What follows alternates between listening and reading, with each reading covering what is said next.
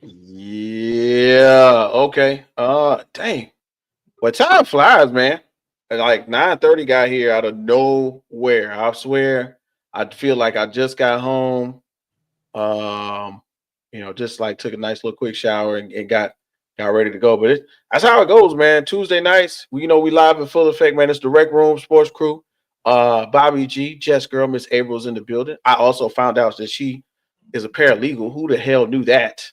Not I, said the cat. And I think Jay is going to be. I think Jay got us in the command center early today. I'm wondering. I'm wondering what's going on. But man, it's so last week championship weekend. We know who's going to the Super Bowl. We're gonna cover a little bit of that coming up shortly. But guys, like it's crazy because football, the NFL is almost over. Like this, I feel like the season just started, bro. Like, what are we going to be doing when there is no football? Like, because Baseball. I feel like it could confuse. Yeah, okay, there you go. I feel like it consumed a lot of our time this season. You know what I'm saying? I feel like it took up a lot of our time. That Avril, you say baseball. I know that's your thing, right? You ready? Football just helped me get over the loss, but baseball, that's my first love. That's my entire year. My homegirl nicely let me know last night that in a month or so she will no longer see me for the next 6 months. Oh Lord. I told her I was gonna try to do better this year, but I'm not making no promises. Baseball is life. I'm sorry, baseball is life. Baseball is live. Baseball is live. Bobby G, man, what's something outside of the norm? You know what I'm saying? That you keeping your eye on, you ready to watch as we dwindle down, and of course we're getting closer and closer to the end of the NBA season too. I know that's your thing. See, that's where you're wrong with. When you are the fan of a trash football team, this is the football season. It's draft season, baby. Thank you. Football don't stop. See, all you people out there spoiled, but Patriots fans and you get off seasons and vacate. You get to celebrate. Now, us the real fans that sit at Buffalo Wild Wings and drink 16 pitchers because we just got drugged 25-10.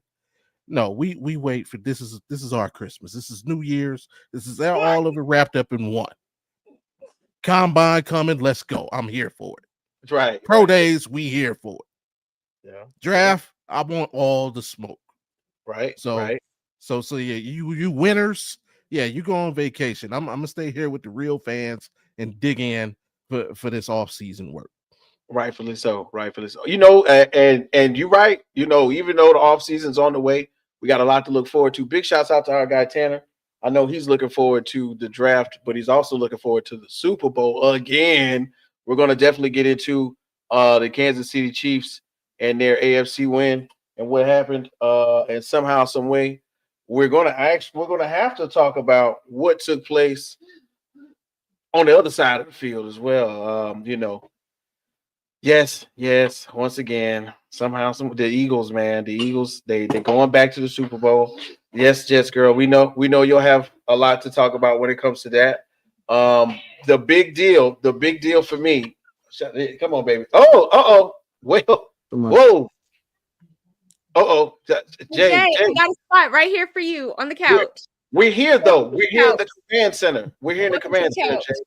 We're waiting on orders. Sir.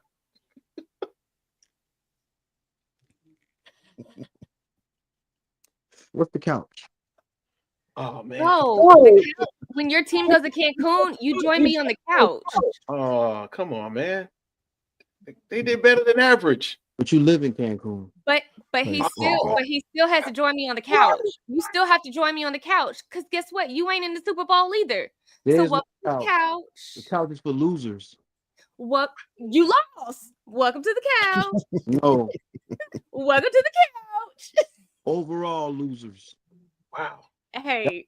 Couch is overall, you ain't going to the Super Bowl either. Welcome to the couch. What are you looking forward to next year? It's baseball season. Football don't exist right now. No. My team's not that bad. Moving the goalposts. What are you looking forward to next season? Oh, proving Josh Hart right that New York is a Yankee town.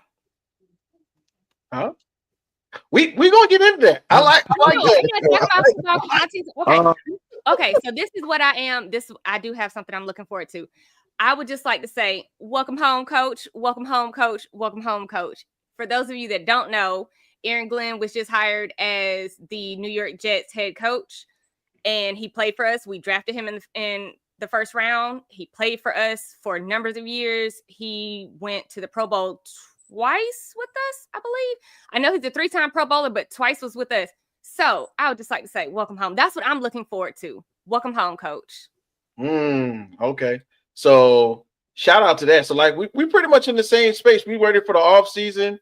I discovered the TGL the other day, the golf league. Shout out to Tiger Woods who plays games. And but Jay, you know, with what's taking place with you, man, you got a whole nother mindset going into the off season, man.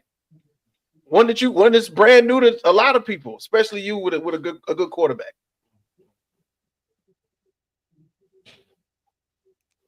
Yeah. This is what, like Bobby said.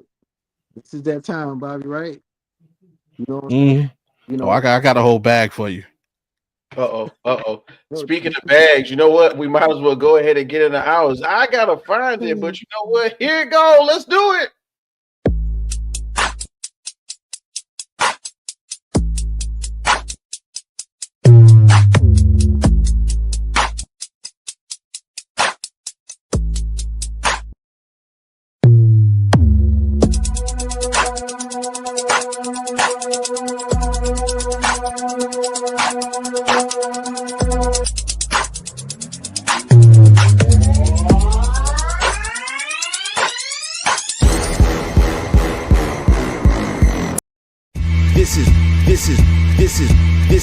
This is Rec Room Sports. Olympians carrying the torch, going where they don't go. We ain't lost.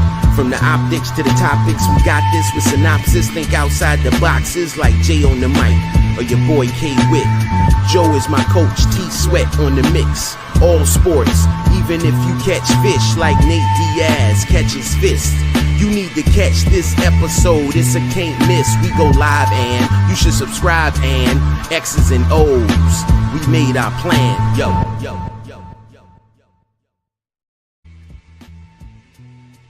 Yeah, one more again, we back in this thing on a Tuesday, man. We got it going up on a Tuesday, man. 9:30. We live in full effect, man. It's the Rec Room Sports crew.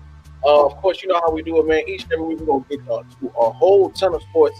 And just like we brought up, man, unfortunately, we're coming to the end of one of our favorites, professional football. But we got so much more to bring to the table. What up, Sports PSP? That's right, y'all. Like and subscribe to the pod. We appreciate you.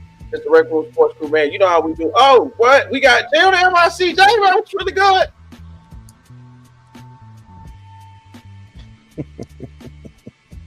Keep muted. Okay, keep it moving. Avril, what's going on with this girl for life? She's got so much to talk about. Big shouts out to you hiring a new head coach. I know you're excited about that. We're gonna get into that shortly. And of course, Cleveland's home and Las Vegas is home. Bobby G, honorable guy, what it do? Tribal chief for the Power World. That's what I'm talking about. Let's get it. Hey man, you know how we do, man. Oh, so we gotta start where it counts, bro. So first off, you know what I'm saying? We appreciate everybody for joining us tonight. We got a lot going on. Somehow, some way, we made it through a tough championship weekend.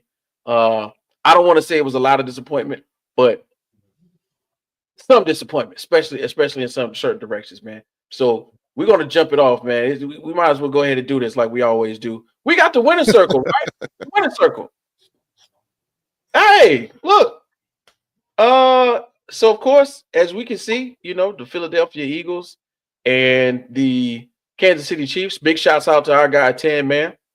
Once again, headed to New Orleans in the Super Bowl, and Liam Cohen got hired as the Jaguars head coach.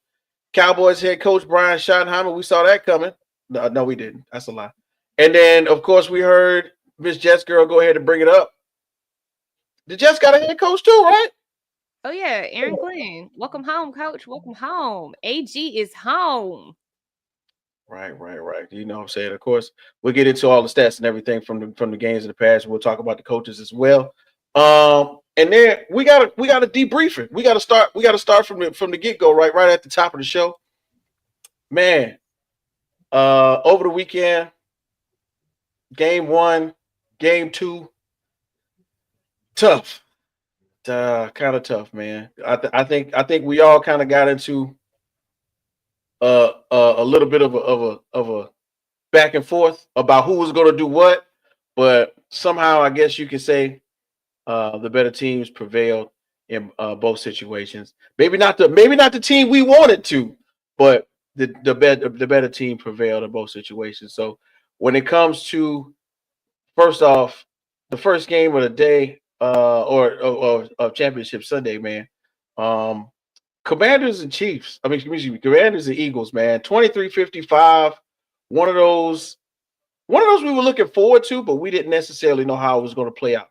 I think a lot of us had some really good optimism looking forward to that game, walking into the link, as they say, and getting an opportunity to say, hey, look, we're gonna put our stamp, or not we, but the Commanders are gonna put their stamp on the league with this type of performance.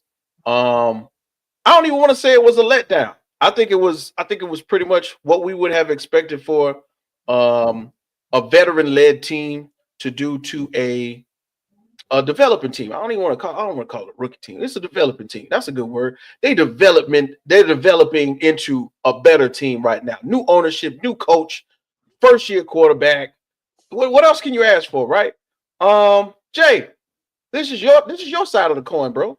How you still there? I think so. Yeah, man. This is you right here. Go ahead and tell us how you feel about what I'm saying. Even though it was a loss, what you feel about these Commanders for the season so far? Well, I mean, overall, I'm very pleased with the product. I'm telling some of my friends, like, hey, if you looked at Adam Peters on the sidelines around the same time Howie was on the sidelines congratulating his team after a hard fought drumming, running pretty much running our asses over. 7 TDs. I mean, it sucks. It sucks. In the fashion that we lost, I would say. In fact, I said that they had to run the ball, and that's exactly what they did. They pretty much went with their game plan. Outside of that, Louisville's still flying as we speak. Uh, and I, because basically he he was that guy, I guess, like Johnny on the spot most times.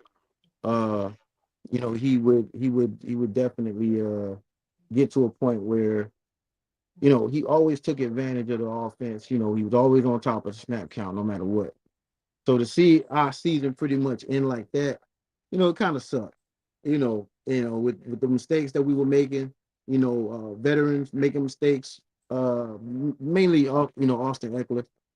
It kind of sucked for Tom Brady to have to tell everybody that the man has small hands. Uh,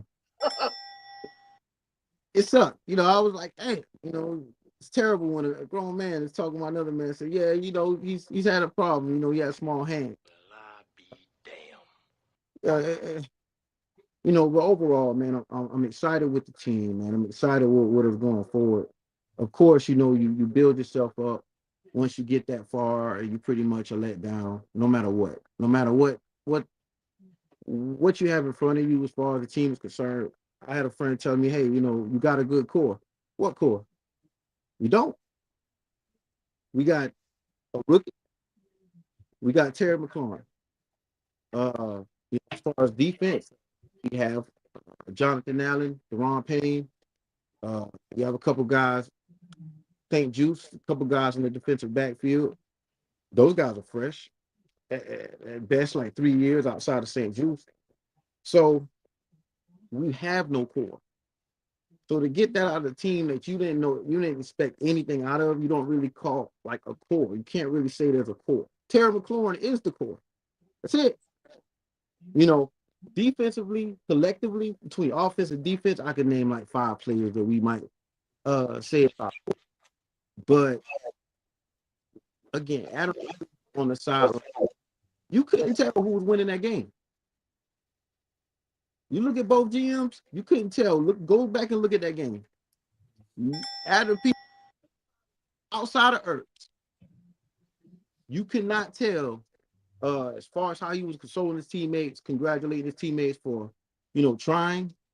Because I'm wondering, like, why are you patting these dudes on the back, on the chest, like they're about to go to the Super Bowl? They're not going to the Super Bowl, they go home. But you know what? That's the GM that know that he got away with Howie Roberts. He knows that he stretched the most out of house money.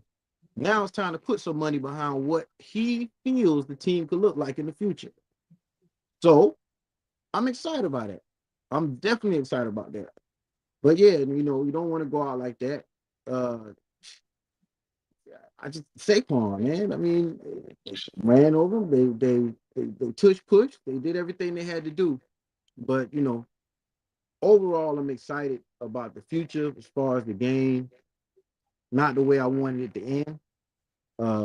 But if you really look at it, and the last thing I'm gonna leave out there is just the fact that we had 4 fumbles. We lost by 32?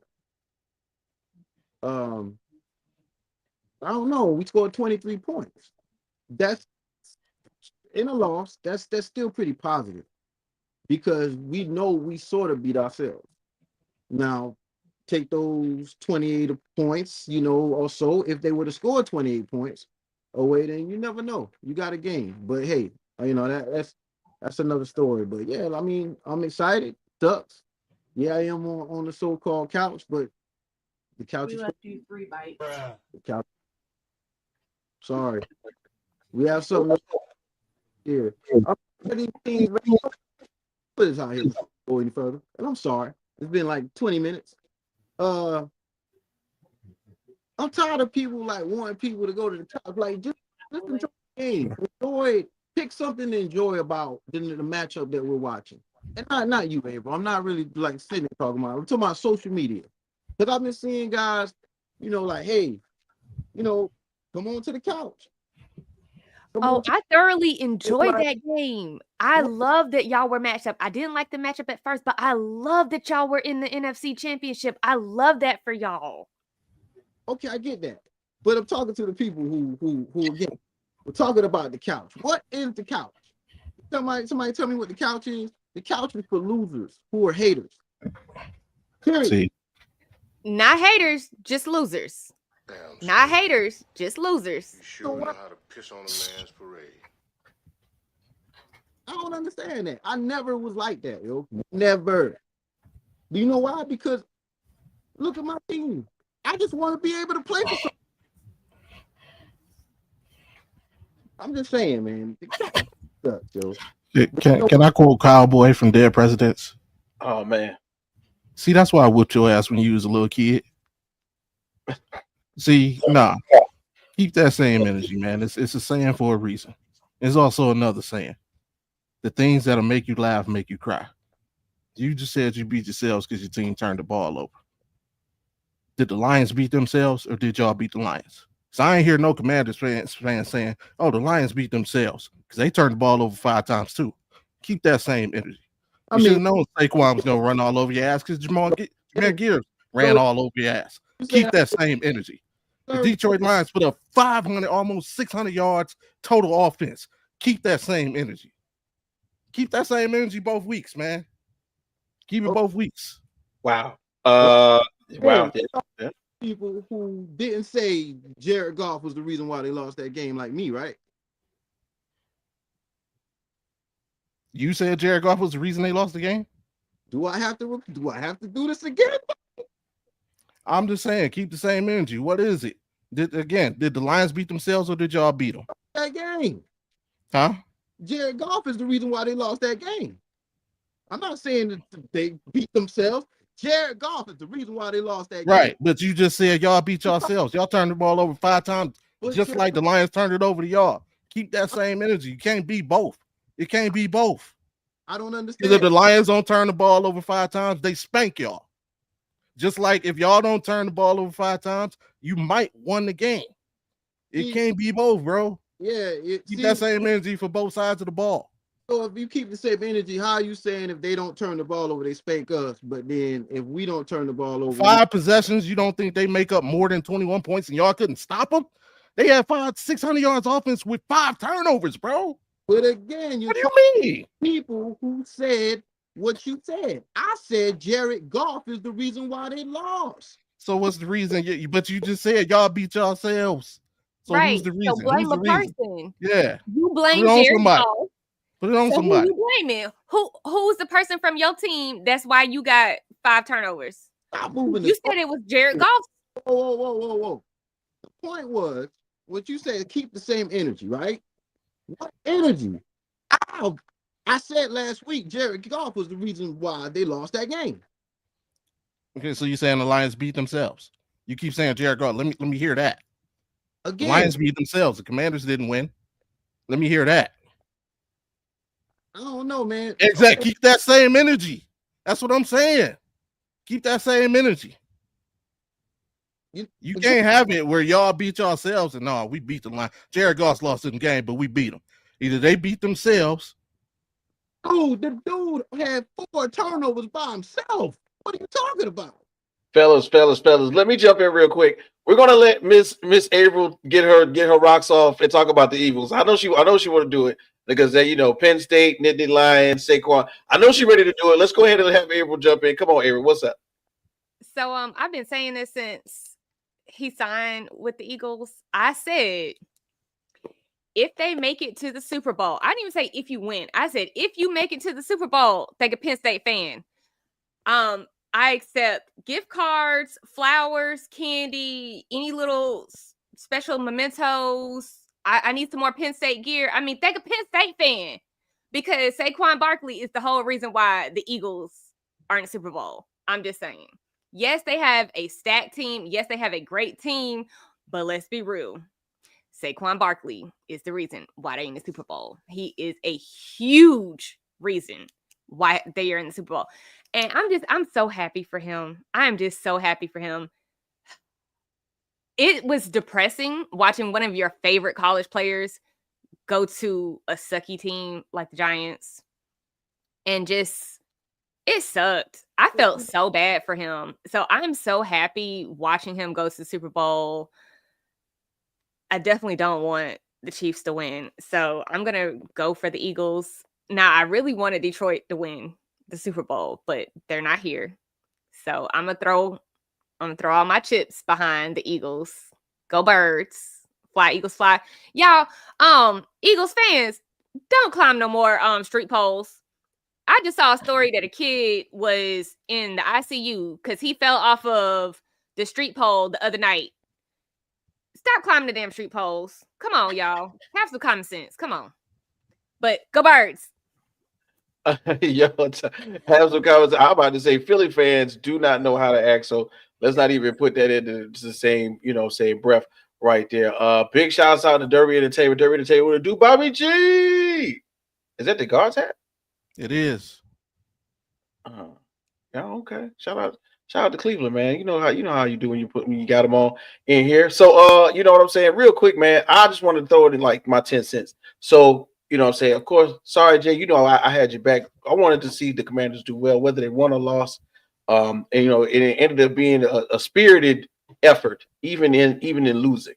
But my thing is on the Eagles side of the ball, right? When I saw the game and how it was playing and how the run offense looked, how the rushing attack looked, it made me think to myself, why did they not go for that rushing record with Saquon? Like how far could Saquon have pushed the margin if say he played to halftime, right? What would the record be right now? How far in the dust would Eric Dickerson's record be right now if Saquon Barkley played one half maybe even to the third quarter of that New York Jets football game. And, it blows my mind to see, of course, how good it looked. And it's no knock on the Commanders. They've been doing that all season. Anybody could have got ran on like that, in my opinion, just about. It's a possibility we'll see similar in the Super Bowl. Who knows? But for me, when the game was over with, and even I can't think of my man's name, but let me see. It's the Jeremy McNichols. No. You know what I'm saying? It was one or two guys. I was like, come on, dog. We could have did something better to help them, feel better about the win, but it just didn't pan out for them. And that's unfortunate. And in the end, when it comes down to it, this was where I stand. And I gotta say it. Will Shipley got a touchdown, bro. Will Shipley. Yeah, if you don't know who Will Shipley is the guy behind Saquon Barkley. So if you think that Saquon Barkley couldn't have crushed that record in that last game, I don't know, man. You got to take your head from out of where the sun don't shine. You know what I mean? But in the end, I commend Saquon for feeling as though the end result is bigger than that. The team aspect is bigger than that. But seriously, bro, I watched that game and was thinking, bro, they could have left that record in the dust, probably in the first quarter, the way they was playing. But it is what it is, man. But, big shouts out to all the Eagles fans. A lot of Birds fans, a lot of Bird gang, a lot of this, a lot of that going on. And, Jay, you know what I'm saying? I'm going to tell you straight up, dog. I saw so many Commanders fans on my timeline from back home, from other places I've been, from Charleston, and like that command. You know what I'm saying? It was a time when, Commanders fans were Commanders fans, but they were still a little skeptical about representing because they were in limbo, being that the name had got changed. So I think as a Commanders fan yourself, like, it's over now. We full-fledged Commanders, right? Full-fledged. No turning back. We're not even thinking about the old days, right? That's still yet to be seen. As soon as you start saying something like that, and then next thing you know, you start seeing some news of something that, they're trying to, not come up off the name, right now, possibly could be going into that name.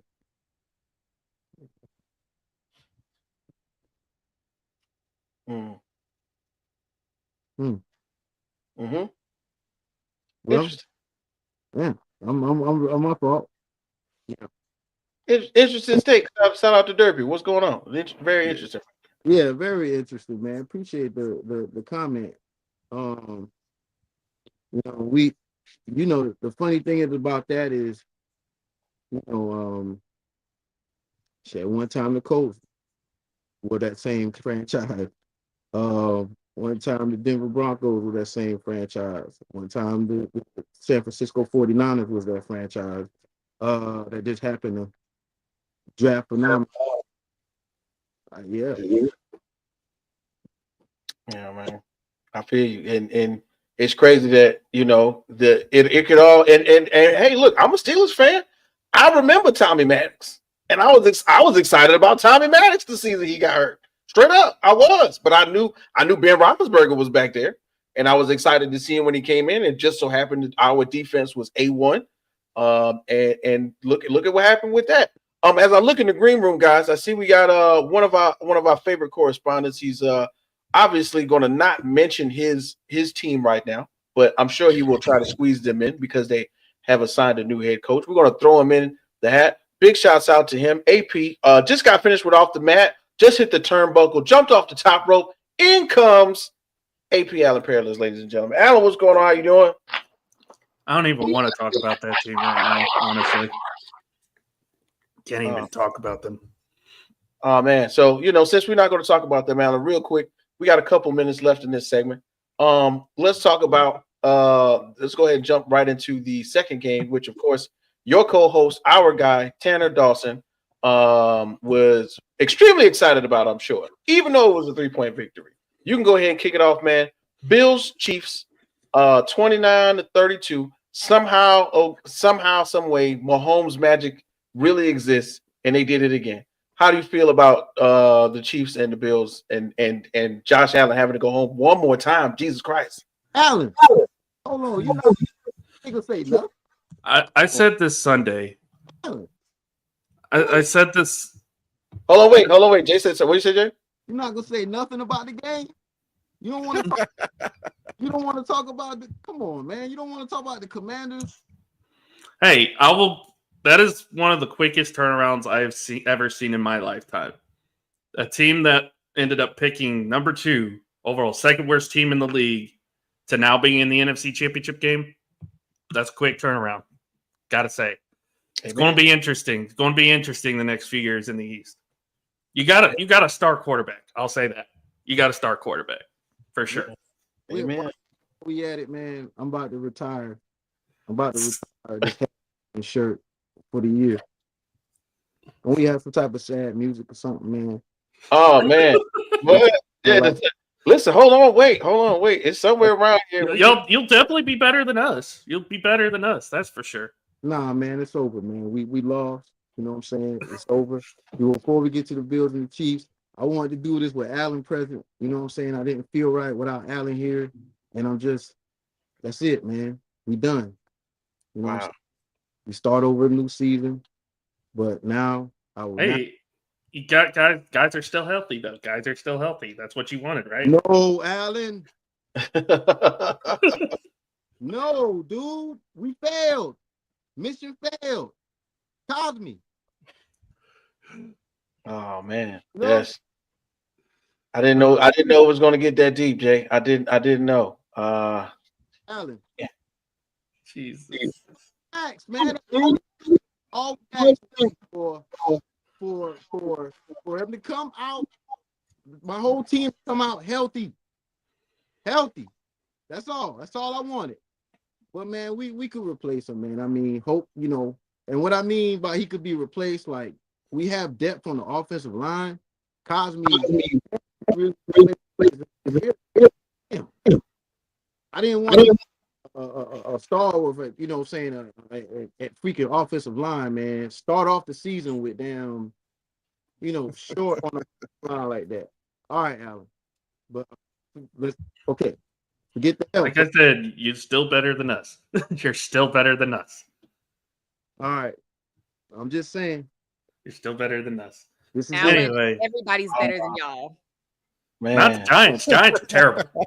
Giants are fucking Not the terrible. Giants. Yeah, okay, not the Giants. And the Not the Jets. Giants. Sorry, Jets are too. Jets are too. You know what's funny? I swear we had that same over here, and I for some odd reason I don't see it.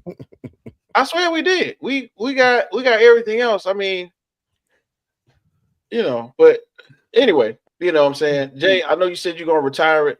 So that's what's up. We might as well go while Jay is retiring the Commander's uniform. I think he's changing the tire. I mean, to get into the next game, it's always the same with Buffalo, right? Always the bridesmaid, never the bride. Never the bride. What do you mean? Sunday, I compare Josh Allen to Peyton Manning because for the longest time, Peyton Manning could not beat Tom Brady. Right. And at this point in time, Josh Allen cannot beat Patrick Mahomes. I understand.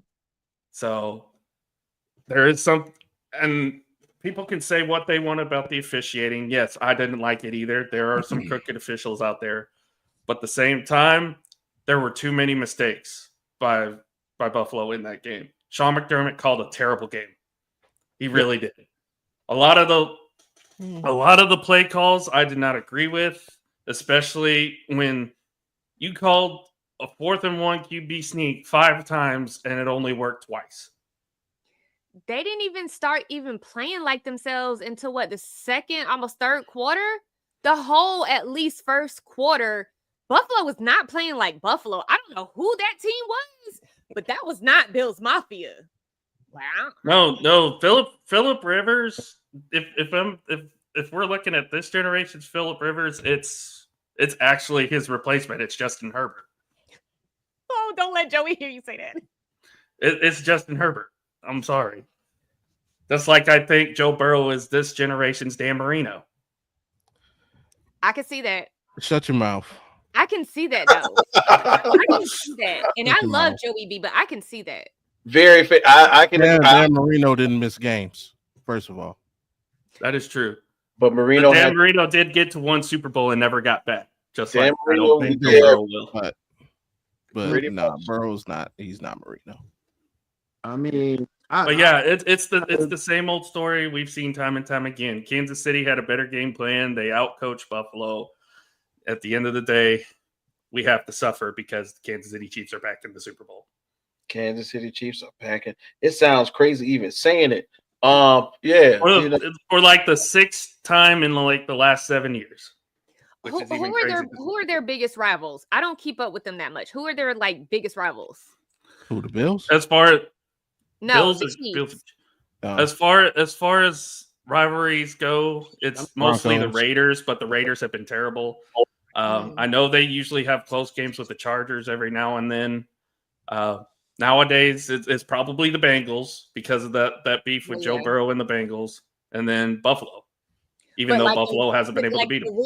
the real hatred is like the Raiders though. Like so like when historically it's the Raiders and probably the Broncos. So like the Jets have sucked forever. And as a Jets fan, like the years of Tom Brady at the Patriots, oh my God, it was horrible. Basically, the Raiders are the Jets right now. Jets right now. I can only imagine how their fan base feels like because it sucked. I was so happy when he went to Tampa Bay. That's how I feel about Mahomes now. Like it's like Brady all over again. So I hate Josh Allen. And I hated Peyton Manning. I did. Why? I hated Peyton Manning. And then I lived in Indianapolis too. I was there. The game that the Jets broke their winning streak that season. I was there. It was awesome. Anyways, so like I hated Peyton Manning, but I hated Tom Brady. And it's like I hate Josh Allen, but I hate Patrick Mahomes. Like it's like that all over again. And I feel like it's not going away anytime soon because they're still so young. Yeah. I said this Sunday. I feel like if the Chiefs win, both Andy Reid and Travis Kelce are going to retire. I did hear a rumor that Kelce might retire. It's a wrap. He's supposedly going to propose and retire the day of the Super Bowl if they win. He's gonna. Well, listen, bro. Let me tell you something. Okay, I don't know if y'all know, but one of the best ways to come out on top once you win the Super Bowl is to do something outrageous. Look into that camera and say, "We're going to Disney World." And I could only imagine saying it next to Taylor Swift. We're bringing a mega haul of money from the Disney Corporation, especially since Travis. This is bringing back bad vibes from the Fiesta Bowl against Boise State because they beat us, and then Ian Johnson proposed to his girlfriend, and that's just giving me bad vibes all over again. Listen, Not man. the proposal. The proposal was great, but them beating us, oh God, I don't want that nightmare in my head anymore. Listen, man. Travis Kelce is changing his image. He's looking a little bit cleaner. He's doing TV. He's got a show. His brother's got a talk show on ESPN. The Kelce's are one of the most listened to and viewed podcasts, sports podcasts out right now. And guess what? He's number one for receptions in the postseason. Number one in touchdowns for postseason. I think he's number 2 or 3, if I'm not mistaken, for reception yards in the postseason. He don't got to do nothing else. I was going to say, look at that. Both Kelsey's teams are back in the Super Bowl again. Yes, and both of them are back in the Super Bowl, and I am sure that Jason will somewhere find a way to take off his shirt and wave it and be happy next to his mom. Oh, let me hit the chat real quick. Say what now? Yep. What'd you say, Bobby? Yep. Let me hit. I got a question in the chat. I want to hit it real quick for which goes off my mind. There you go. Yeah. Dirt, Cleveland, Ohio, born and raised. So yeah, the Guardians are my team. It's Cleveland over everything. Oh yeah, that's Cleveland over everything. That's that couch talk, Derby. And do I ever think they'll win a World Series? Not with the current ownership group. Current ownership group doesn't pay players. They don't keep their best talent. They let them walk. So once this ownership group sells the team to some people who don't mind spending some money, I think you'll see those 90s and early 2000 type runs back in Cleveland. I mean, we have one of the best farm systems in the MLB. We're great at developing pitchers. This ownership group just lets them walk. So once they fix that, then sure. But as currently constituted, nah. Yeah, Bobby, while you up here, you know what I'm saying? What like is this? And when I say this, I mean the Buffalo Bills. Are Mhm. they becoming the most cursed team in the NFL? Because of course, at one time it was Detroit, and with the playoff, drought, so to speak. But now, and everybody can kind of chime in on this one because I was thinking about this all day. Now when you think about the old Buffalo Bills and 4 consecutive Super Bowl losses, and now 4 consecutive championship losses. Like it's got to be tough, for a Bills fan to be a Bills fan at the end of the day, or should we look at it as the glass half full? At least they almost make it every year. Um, no, it's not a curse. They aren't the most cursed franchise. I think that title belongs to the Browns. Like, but no, I mean, think about it. Like over the past, you could argue 5 to 8 years, the three best teams in the NFL have been the Kansas City Chiefs, the Buffalo Bills, and the Baltimore Ravens. There's no shame in losing to like they're in rare air. Who are they losing to? They're losing to the Ravens and the Chiefs. So it's like, yeah, it sucks and it hurts, and you hope one day to get over the hump. But it's like, bro, it's like losing to Simone Biles right now. Like, what are you gonna do? Going into the Olympics, you're going for silver. So same with Buffalo. You going into the season, you're going for silver. You just hoping that, you know, there's an unfortunate incident where Patrick Holmes may not play that game and you can get a W. Because if he plays, your chances are futile. But no, ain't no shame in it. They'll do it there will be a postseason where they don't run into the Chiefs and they'll get it done. I feel you on that one, man. As I sit here and I relook at the stats and stuff, and I think Jay wants to get in on this one too. Look at that, man. 22 or 34, 237, 2 touchdowns. On the opposite end, it's 18 or 26, 245. And it's funny because the worst completion percentage and the least amount of touchdowns went to the winning quarterback. Um, is it me, or is it just how they prepare maybe in Kansas City for everything? Is this the norm that Patrick Mahomes now doesn't have to be extraordinary, or because at one point in time that's what it was. Patrick Mahomes had to be extraordinary in order for them to propel themselves to these new heights. Like, Jay, am I tripping, or is Josh Allen doing too much to win? I mean, no, basically how they lost, he was just getting out of character or in character, so to say, because he's out here throwing these freaking bombs, and it's like, dude, why is when you have Tony Romo, sorry, Alan, but when you have Tony Romo, like, dude.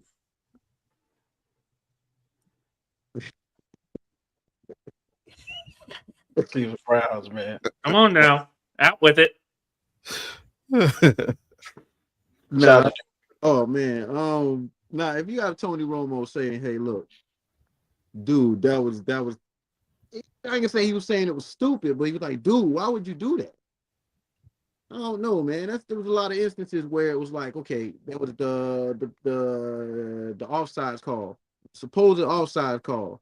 I guess he felt like there was gonna be an offsides call, so he just launches it into space and left it. And it's like, dude, why would you? I get it, but they were in a situation where running the ball, James Cook was pretty efficient. You know what I mean? Like, those plays came at the wrong time every time. Like, it was almost like he was throwing the game. Like, oh, we playing consistent. I'm just gonna launch it. You know what I'm saying? It was just like, dude, what are you doing? Like I said, you got Tony Romo. Like, dude, what are you doing? Well, I'm lost. Why did he do that? It was just, it's weird. There's two people I'm actually starting to appreciate.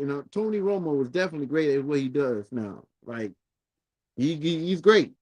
And Tom Brady's also great at what he does. You know, it's just where you have two guys, what two do not to do. They're telling you, dude, what are you doing? Can't get no better than that, you know, as far as commentary. But nah, I mean, running the ball, pretty much the even formula. James Cook was pretty good out there. He was catching out of the backfield well. Shit, they could have lined him up at wide receiver. And I didn't watch the whole game, but damn, they could have did that, and I felt like that would have been successful the way he was playing. And then they just was like, let's go for this bomb real quick. Seemed like every single time. Oh, you know what? Let's throw this stupid ass screen pass. You know what I'm saying? Like, it just, yeah, McDermott, man, I don't know. I'm starting to lose. I've already lost patience with him, but you would think this was the season. Congrats for getting it this far with the cast of characters that they had available. Hopefully they spend money to get there again. But you would think, Bobby, I want them to beat Bobby, I want them to beat the Chiefs. Like, no, damn it. Take control and beat the motherfucker. Like, get them. Beat them. Like, it ain't gonna feel right. Like, if I, as a competitor, if I beat the Chargers or even the Ravens, I'm gonna be like, damn, though. It don't feel the same. It'll feel good, but I don't know. That's fair. Celebrate, but damn, you know, you would think they're gonna beat them at some point. Definitely, man. It looks like Jess Girl's got to chime in real quick before we slide on to the next thing. Go ahead, Miss Avril. So 2 things real quick. One, it was said last year that Andy Reid was going to retire after this season. So I don't think that's a rumor. I think they're just waiting to get through the Super Bowl and then it will be announced because they said that last year that this was going to be his last season. He was done. And then 2, do y'all remember Winston Patrick Mahomes' contract?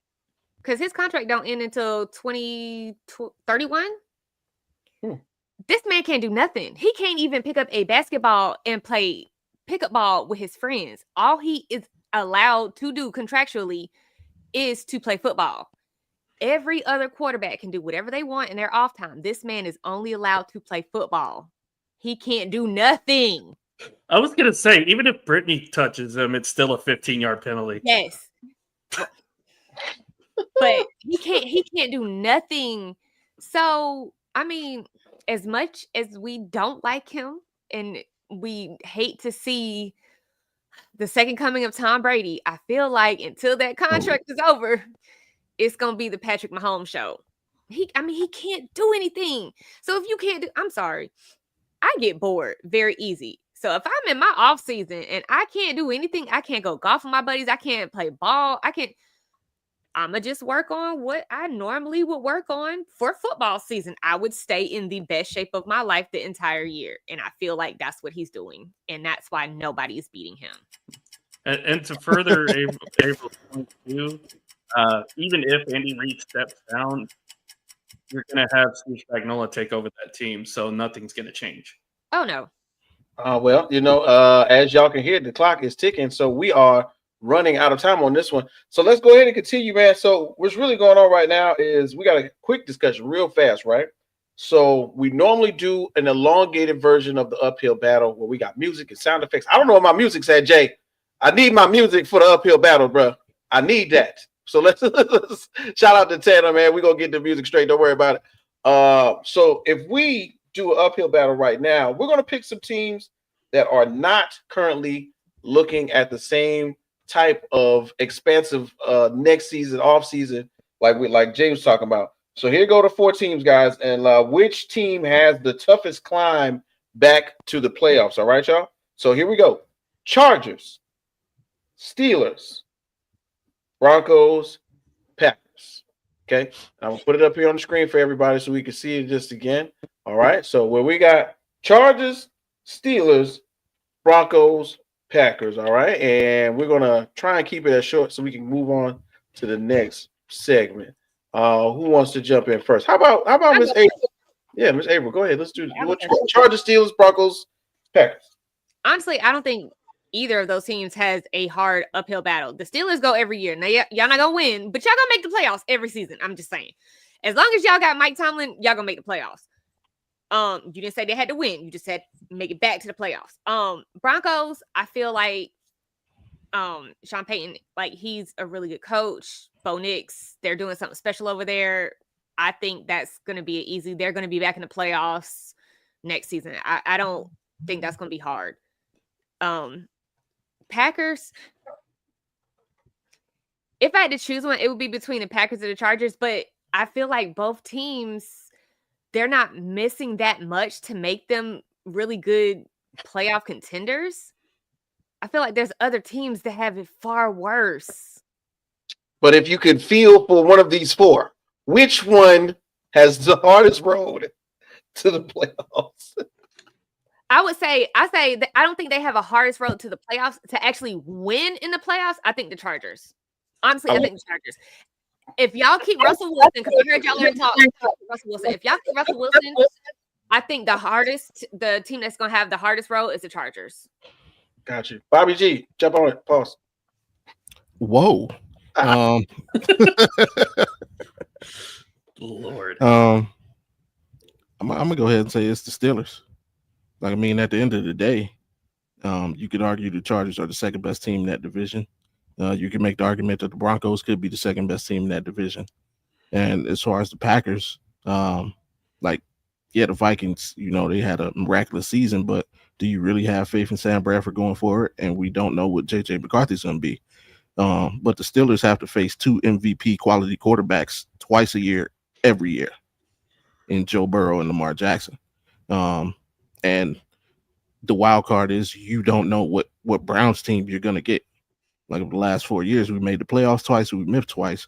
But even over that time, I believe we're 4-4 against the Steelers. So we're still capable of beating them. We split with them this year. So getting out of the division as the champion is not a given. Look how they started this year, best record in the NFL, and they were a wild card. And then that's not even counting teams outside the division, a la Steelers, Chargers, Jets, Dolphins, what have you. So it's the Steelers, man. Steelers, man. AP, Allen, you heard that. We got a little mixed bag right now. Who do you think? This is tough. I'm gonna say Steelers. I'm gonna say the Steelers as well because again, like Bobby said, you've got two really good quarterbacks you have to deal with in division. Plus, the entire AFC as a whole is going to be a gauntlet to go up against. I think Denver is going to be much improved next year. So I think they'll be a better team. I think the Chargers will still find a way to. Yes, I am. Unfortunately, he's definitely unfortunately. Consistently every day. And to the Eberflus question, he was part of Jason Garrett's staff. That's why he got brought back. So, okay. So that's the whole connection with Eberflus and the Cowboys is that he was part of Jason Garrett's staff way back when. So, but your answer is the Steelers, right? It is the Steelers because I think the Broncos will be improved. I think the Chargers will still be up there, even in a tough division because I think the will be better depending on who they draft at quarterback. Packers, Vikings are going to plummet. I think the Bears will be better, but I think the Packers are still the second best team in that division. And the Steelers, again, it's like Bobby said, you've got Burrow, you've got Lamar Jackson, and you don't know what you're getting from Cleveland. So the AFC North has roughly been the toughest division to get across. It's been the physical division in the NFL, and it's going to stay that way. So, okay. Tough crowd, man. Tough crowd. Jay, man, bring us home, man. What you think? I mean, honestly, it's out of the Steelers and the Packers. Man, I would say the Broncos would have a better chance of getting them in the playoffs. Being the fact, I guess the Chargers, man, still have a. Well, damn. It's out of the Chargers Steelers, but I'm gonna go with the Steelers simply because just look who they got. Everybody in the division. Outside of, and we talk about at the end of the day, we still have Myles Garrett about defense. Even if, we talking about an all Cleveland team. But I'm gonna go with either. I hate to say it with, man, but I'm gonna go with the Steelers, man. Oh man, bro, like this is crazy. I thought we was all boys. Okay, I thought we was all boys. But look, I can't.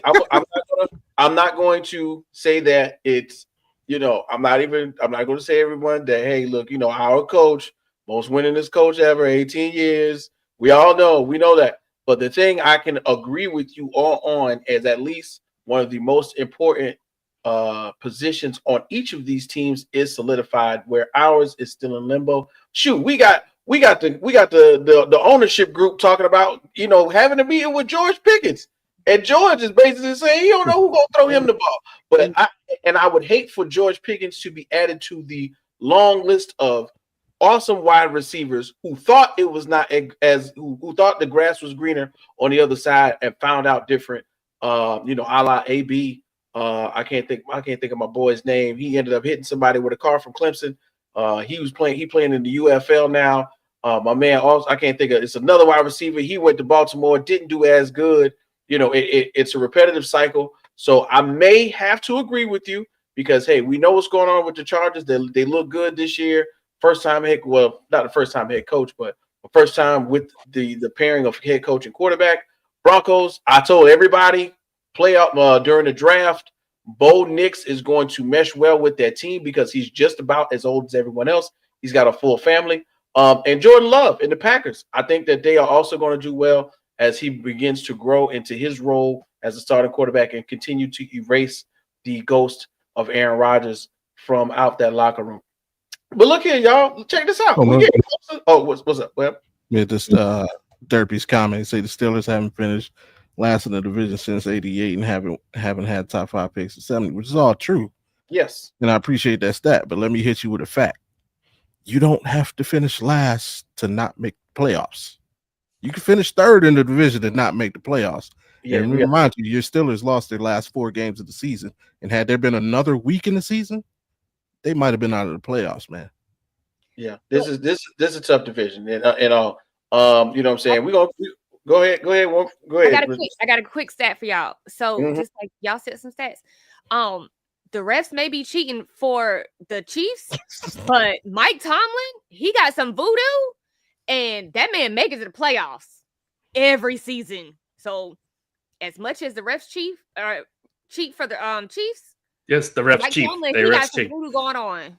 He got some kind of voodoo going on. So that is not an uphill battle that you have to worry about. Y'all gonna make it to the playoffs.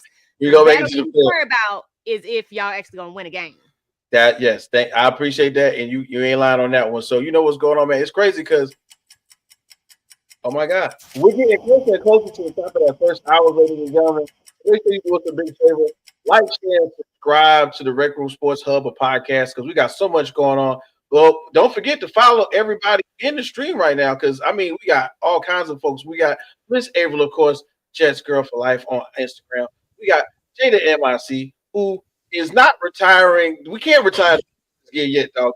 Don't let her beat you down, brother. And then, of course, we got Bobby G. Las Vegas is where he resides, but at the same right now, it's in Vegas. You know how he do. He's still repping. And then always, as usual, our friend from On Demand, AP Alec Perez. Once again, thank you for joining us. And we're going to keep it moving, guys. We got a good show. We got some more stuff to get to. And we're going to talk some other sports because, football is coming to an end. But magically, we got more things to talk about because we go where they don't go when it comes to Rec Room. So check this out, bro. Super Bowl Sunday. So let's go ahead, man, real early. We already know. We kind of discussed it. We hit the nail on the head with this one. The Super Bowl, man, live from New Orleans, Sunday, February 9th, 2025. It's going down. I can't believe it. It's already here. And it's wild to think that without, much change up from what we think. I think we were all kind of saying at the beginning, we all kind of thought that with the addition of Saquon Barkley, the Eagles would have a strong chance of getting to the Super Bowl. We all thought, oh man, a three-peat is not impossible, but we can't say if the Chargers win, remember, we can't call it a three-peat because that was copywritten by Pat Riley. So we got to call it like a three-chief or chief three or, something. We got to call it something other than a three-peat. But, once again, we are getting ready to head onto the road to New Orleans. And it's crazy because when I think about it, and I'm sure you all have the same thoughts in mind, out of nowhere, You know what I'm saying? Are we in the twilight zone? Does anybody realize that Patrick Mahomes is getting closer and closer to being the best quarterback we've ever seen? You know, eclipsing the possibility of Tom Brady. Is anybody realizing that Jalen Hurts is mimicking all of the Jordan post-game outfits? That's why he got the backwards Kango and the hoop earring and the big cigar. That's all Jordan. That's Nino Brown. That's Nino Brown. Jordan is Jordan. He's mentally preparing himself to playing the Pistons. You know what I'm saying? Like playing the Pistons. Finally, you got to beat the Pistons in order to be the man. I think that's what he's preparing to do. Somehow, I think that this is what's really going on for Jalen Hurts. And then, of course, we got to play it back. Saquon Barkley. Crazy, right? Whole offseason was put on notice or on social media because of the decision that the Giants made on TV to say that, I hope he does not go to Philadelphia and ends up in Philadelphia, almost crushes the rushing record. As we head to the Super Bowl, gentlemen and lady, what are we more surprised about looking at this picture? Is it more so what happened to the Eagles, or more so what's really going on with the Chiefs as they go back to the Super Bowl?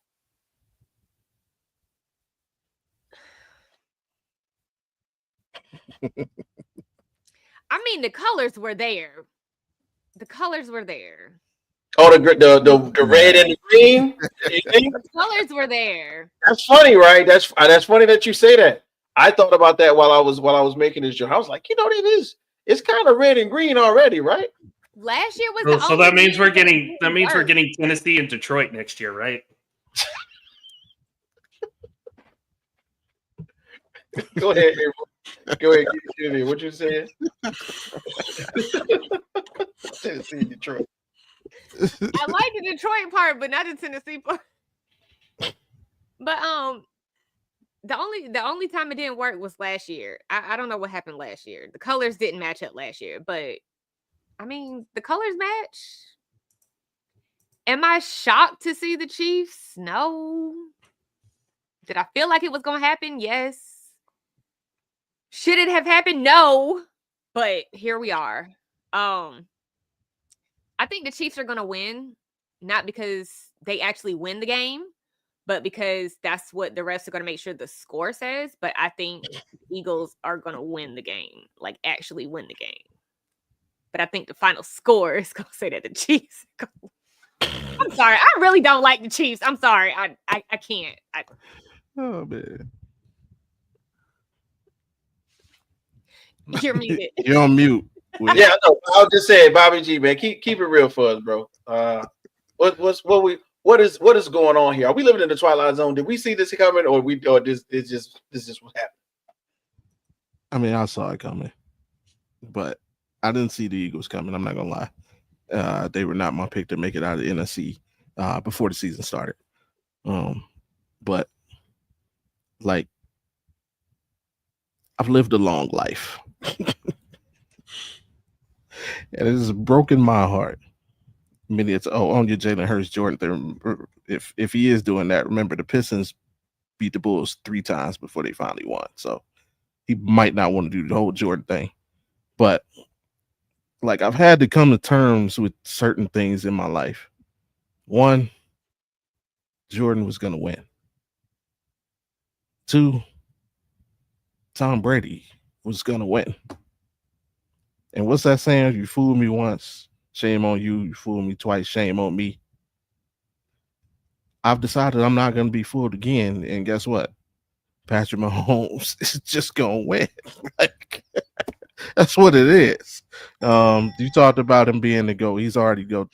The first time I saw him play, he was the greatest quarterback I ever saw play the game. Like, but I don't go off championships. It's skill for me. As long as you win the championship to solidify, you can carry your team.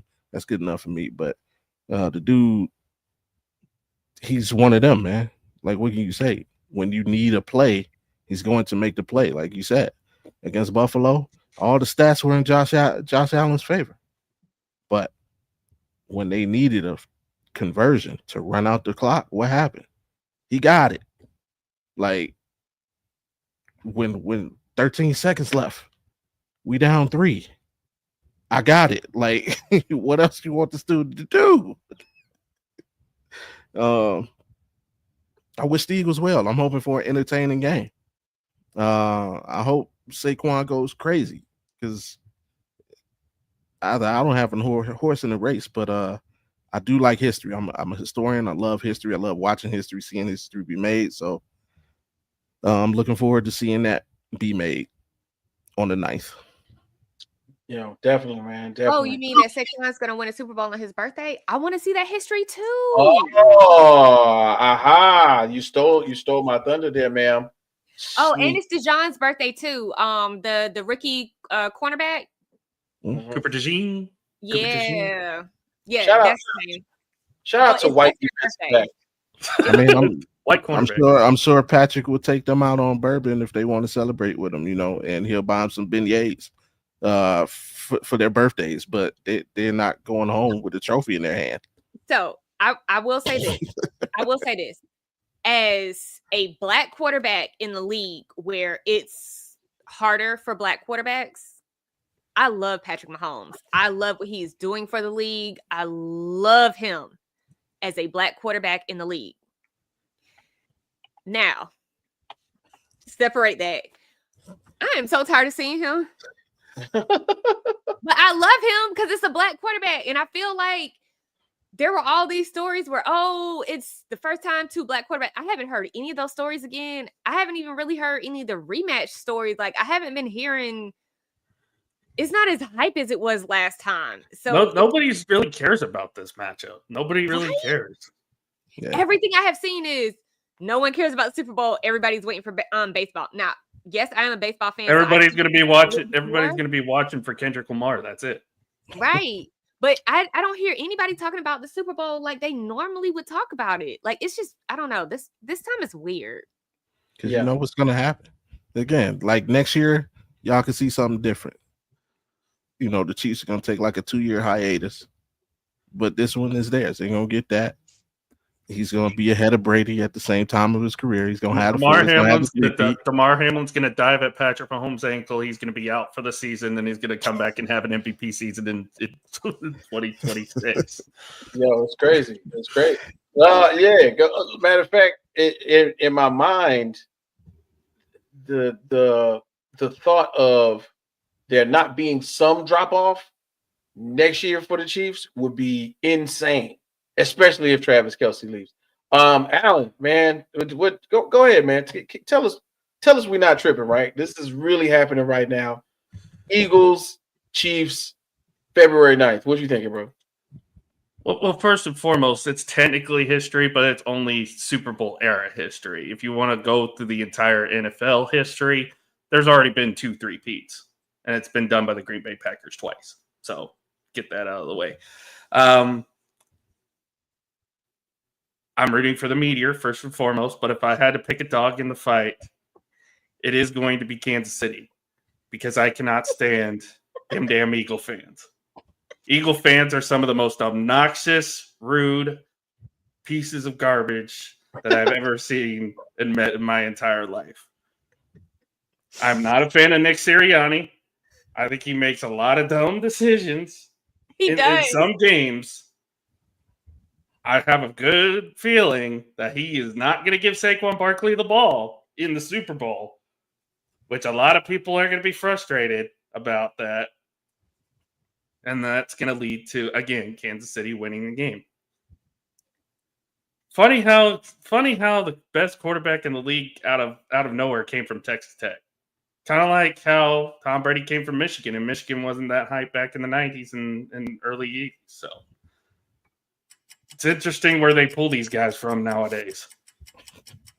So, yeah, you know what else is interesting, Alan, and we're going to go ahead and get to the next joint on this one. I got Jay is not here, but I'm gonna represent right quick. I'm gonna represent. So take command, Whit. Take command. Here we go. Do y'all have any idea the who's set the record for the most rushing yards in a Super Bowl? Ricky Smith. Mm-hmm. Who he's played for? Can't say. He played for Washington. There we go. There we go. So it's Timmy Smith. Timmy Smith, there you yes. go. Timmy Smith, There yeah.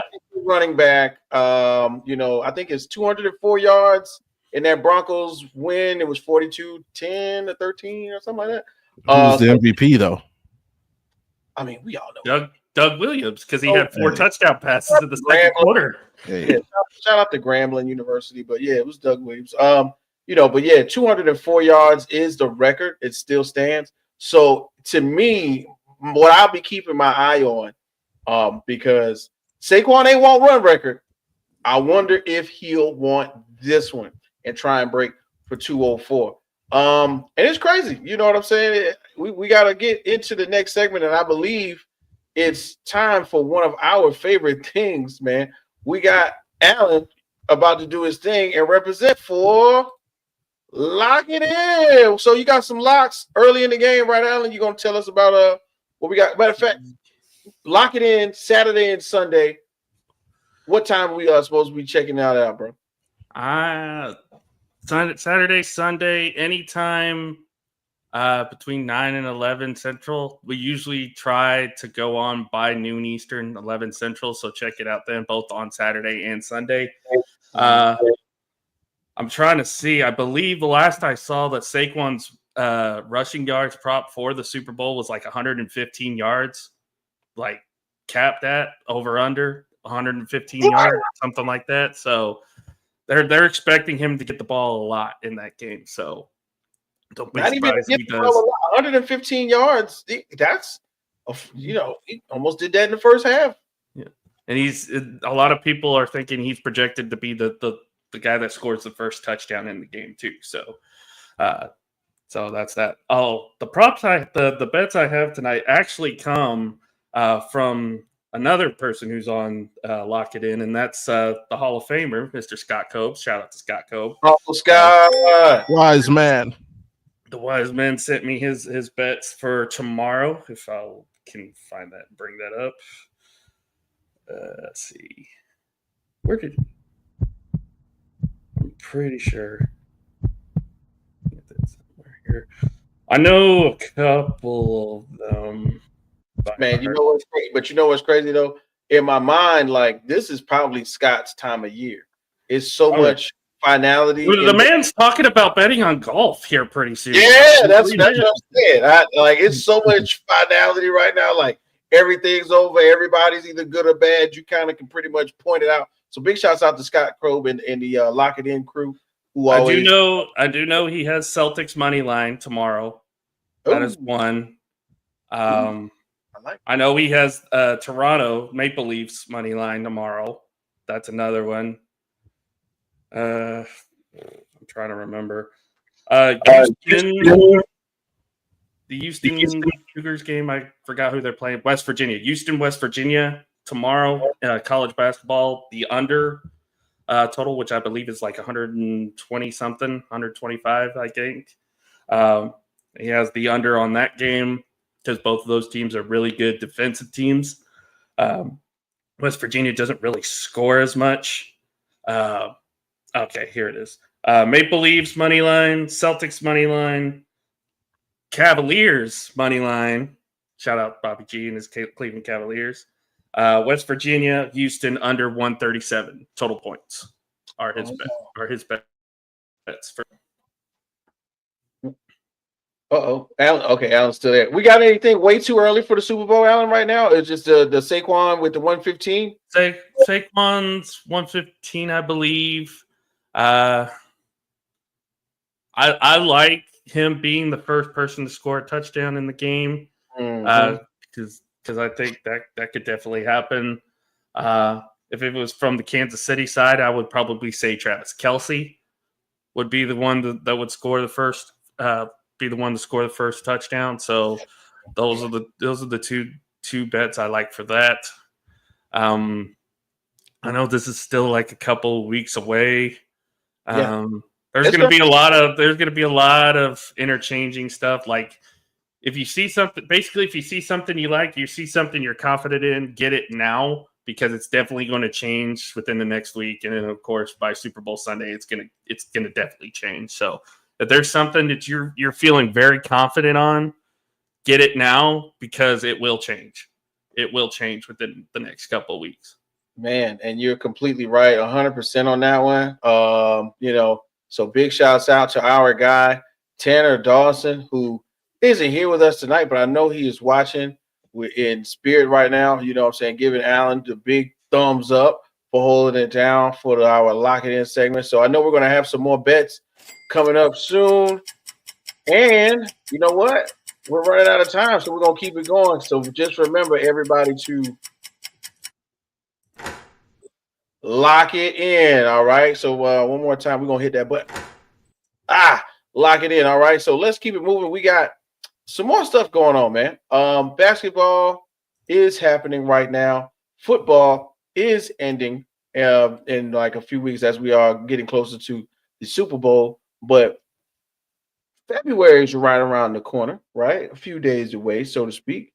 And then with February, one of our favorite times for both men's and women's basketball is in the NCAA tournament. That's right. March Madness is coming up right now. So we have a little NCAA basketball. This is where, the rubber meets the road, ladies and gentlemen, because last season, I just want to say women's basketball in general, both the WNBA and the NCAA were put to the forefront of the people. I'm talking about social media was pressing it, ESPN, all of the sports broadcasters were pushing, not necessarily pushing it down our throat, but putting it in our face so we can make sure we give the women the recognition that they deserve. And now we are on the cusp of there being the first completion of a all women's league created by women with Unrivaled. So, question: as we stick to NCAA basketball, which are we really watching when it comes to college basketball right now? Are we keeping our eye on the men's basketball, or are we really still focused in on women's basketball? I see you getting ready, ma'am. You ain't even got to tell me. Go ahead. I honestly have not watched a men's game at all this season. I'm a Carolina fan, but I like UNC, and I've always watched the UNC Duke game. I don't even know when that game is this season. I have no idea. I can tell you that USC women have lost one game. We lost to UCLA. UCLA is now the only unbeaten team. It's Saturday, by the way. It's Saturday. Carolina at Duke on Saturday night. No. This Saturday? Yeah, Carolina at Duke this Saturday night. I just saw it, so I figured I'd throw that out there. Yeah, I was going to tell you, Alan beat me to it, but yes, ma'am. I was like, yeah. So, and that's the game that I always look forward to. I don't even know when that is. I have not watched a men's game yet. I have no idea what's going on in men's basketball. I know what's going on in women's basketball, but I have no idea what's going on in men's basketball. SEC is dominant. That's all you need to know. Huh? SEC is dominant. That's all you need to know. Okay. Really? So Villanova, Georgetown, Auburn's the number. Auburn, Tennessee, and Alabama are all in the top 10, and Kentucky. So you got 4 SEC teams in the top 10. Yeah, Kentucky fell out. Auburn's the best team in the country. Yeah, they are. Seriously? Yeah, Auburn's number 1, Duke's number 2. We're talking about college basketball, like NCAA basketball. Mm-hmm. Yeah. Like getting ready for March Madness basketball. Yeah. Auburn's the best team in the country. Auburn, Duke, Iowa State, Alabama, Florida. Iowa State is really good. I got something to say about why when it gets. So, quick question: at what point do we change the rules where they have to stay for more than one season? Because at this point, men's basketball kind of sucks. I'm just and I'm gonna get to it. It's really about the one player, and Jay's not here to represent for one player is basically showing people that you might not even have to go to college, but we're gonna keep it moving. Bobby G, man, what's up? Kentucky did beat Tennessee tonight, by the way. Kentucky did beat Tennessee tonight, so there's another top 10 loss. There you go. Yeah, man. I mean, I'm actually I'm enjoying watching women's more. There's a little bit more intrigue for me. To me, this year the men's game, which was really just let's call it what it is. It's the Cooper Flag show. Mm.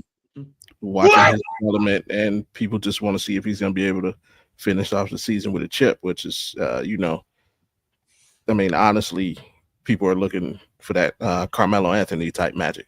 We all remember his freshman season at Syracuse, and he's delivering, man. The dude's a hell of a player. Definitely going to be, he's solidified himself as the #1 pick in the draft this year.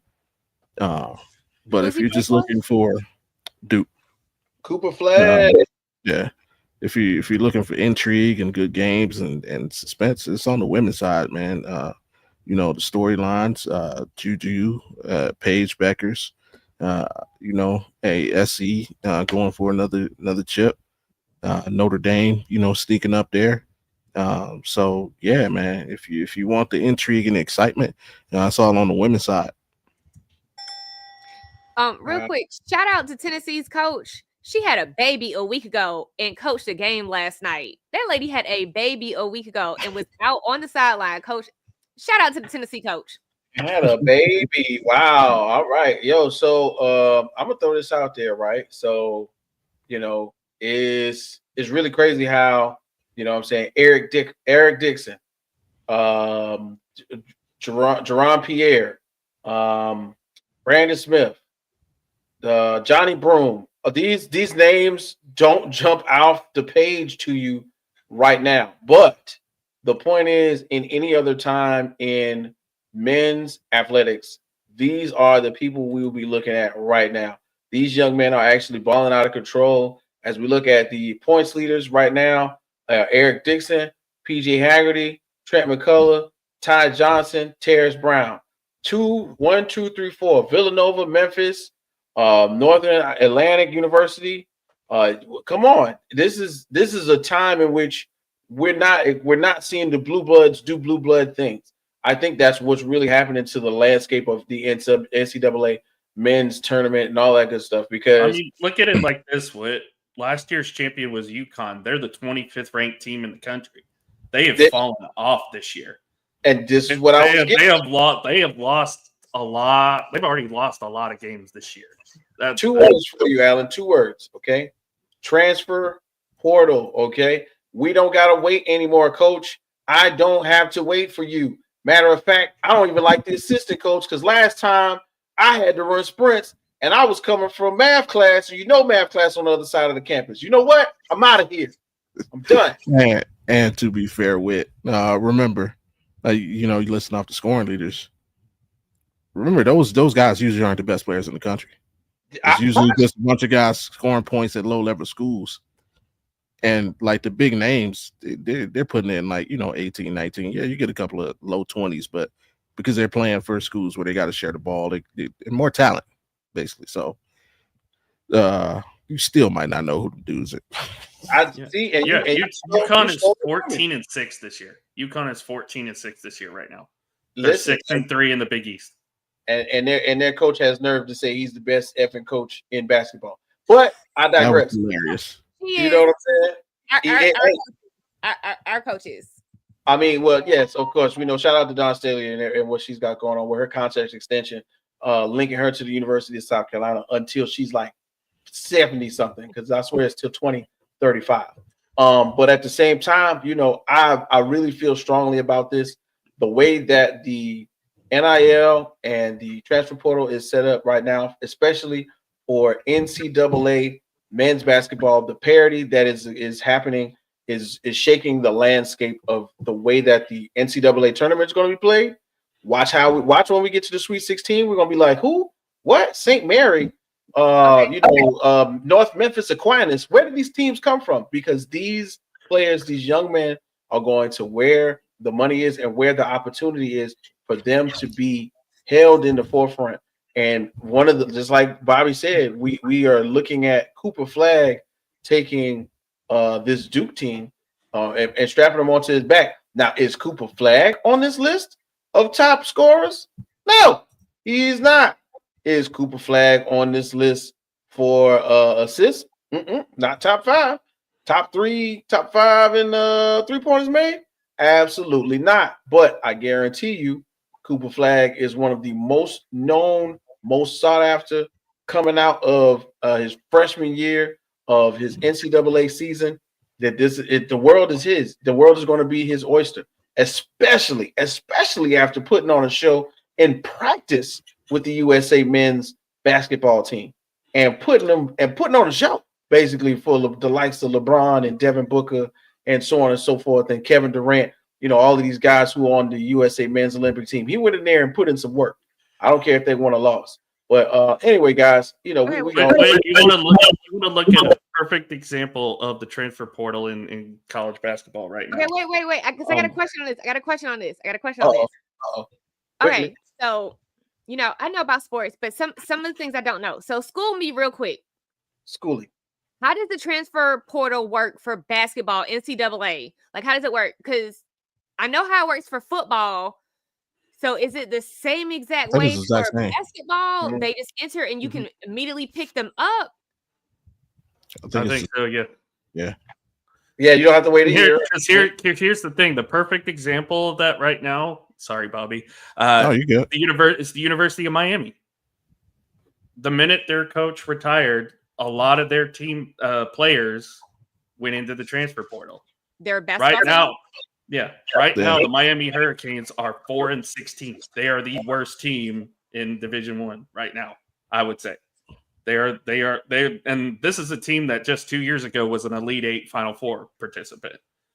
So does their that's how much either a coach firing or letting go. That's how much the transfer portal can affect the team. It really can. Because I know there's less players with basketball than there is in a football team, and there's way more players in the football transfer portal than there is. So are they ranked the same? Like, for football, you'll see like the number one quarterback in the transfer portal. So do they have it ranked the same way? Yes. But it's tougher because most of the top college talent, they're going pro. Like, so they ain't transferring, they're just going pro. Just going. So it's mainly your 5-star recruits that maybe didn't perform as well as they thought, didn't get a good draft, my draft stock isn't what I thought it was, or your 4 stars basically going to another school to get more notoriety, basically. Yeah. Is what it is. Yeah. So your high level players, there's no portal for them. It's draft. It's one and done mostly. Yeah. Like Cooper Flag, it's going to be one and done. Yeah. We knew Cooper Flag was going to be one and done 2 years ago, basically.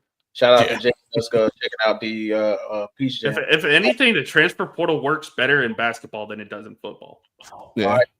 Per NCAA's eligibility center, one-time transfer must adhere to the following criteria. They must be transferring from a 4-year college or university to a Division I member school. They must be academically eligible upon the time they transfer. This must be their first transfer, ergo one-time exception. Multiple time transfers. The athletes that finish their undergraduate studies immediately eligible for transferring. Oftentimes, a graduate student can change programs to attend a university that offers graduate programs in their field as well. So, a lot of times, guys like I think Drew Timme, last year, he was a graduate transfer, and he was playing, getting his master's degree.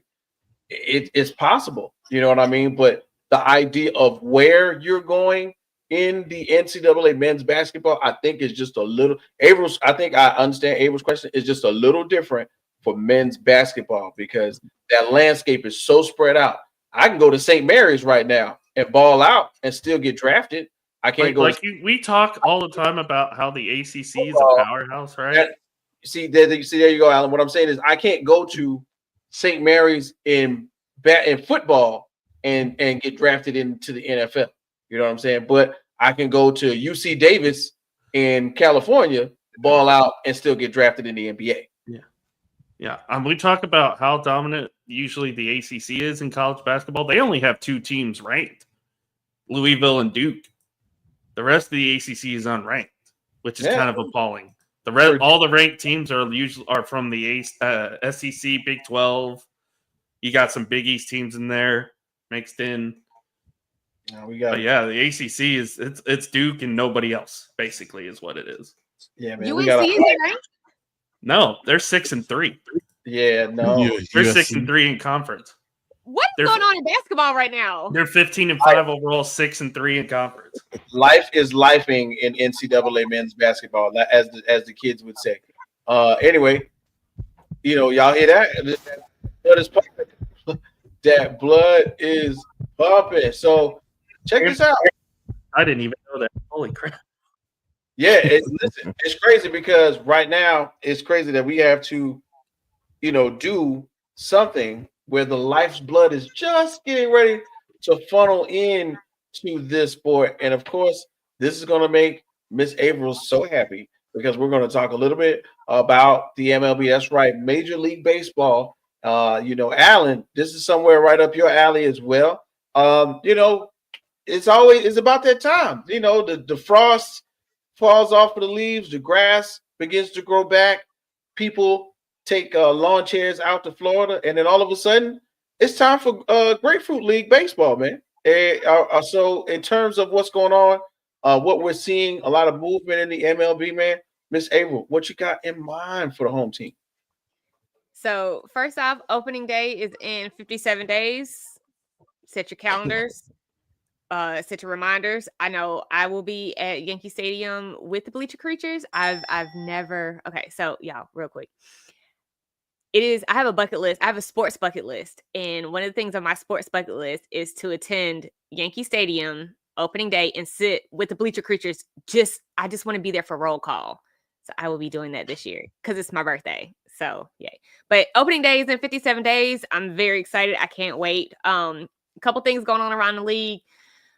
Everybody reports in about 2 weeks. So most teams report either the pitchers and catchers report either February 17th or 18th.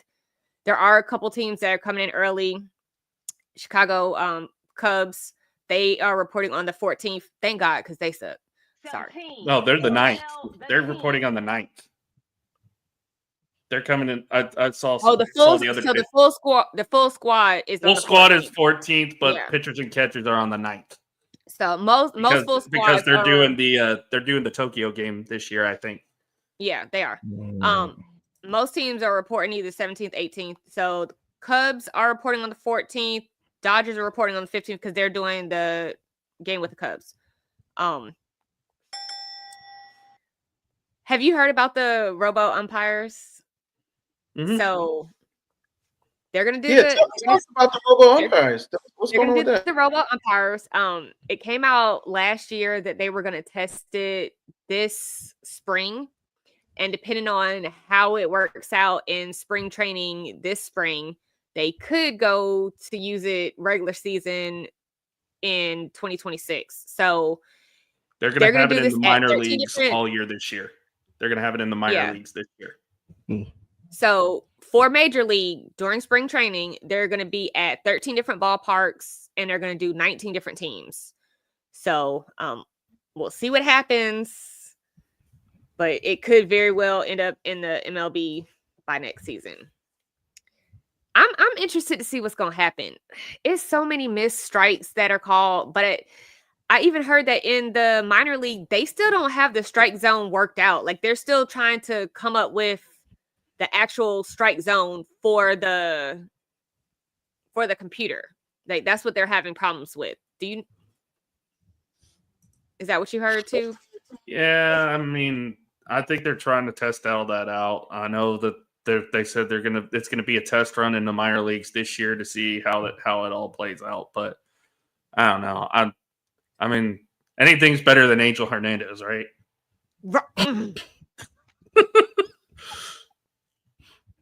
Thank God he retired. Thank God he retired. Thank God. Because But I'm interested to see. I know they've been tweaking with the automated ball strike software since like 2019 in the minor league system. And just being honest, it's 2025. If you've been tweaking on it since 2019, why is it not perfected or somewhere close to being perfected at this point? Why are we still having this many missed strikes called? Like Rob Manfred. That's not even a joke. That's the legit reason is Rob Manfred. He's stretching all this out until he leaves in 5 years. something got to happen because, So, hey guys, how about this, right? In terms of what we have been seeing or what you two have been seeing from the off-season movement right now, tell me one thing or one player that's gone somewhere that you are excited that's going to have an influence on their line, on their new destination. Jake Berger, baby. I'm ready for it. I'm loving it.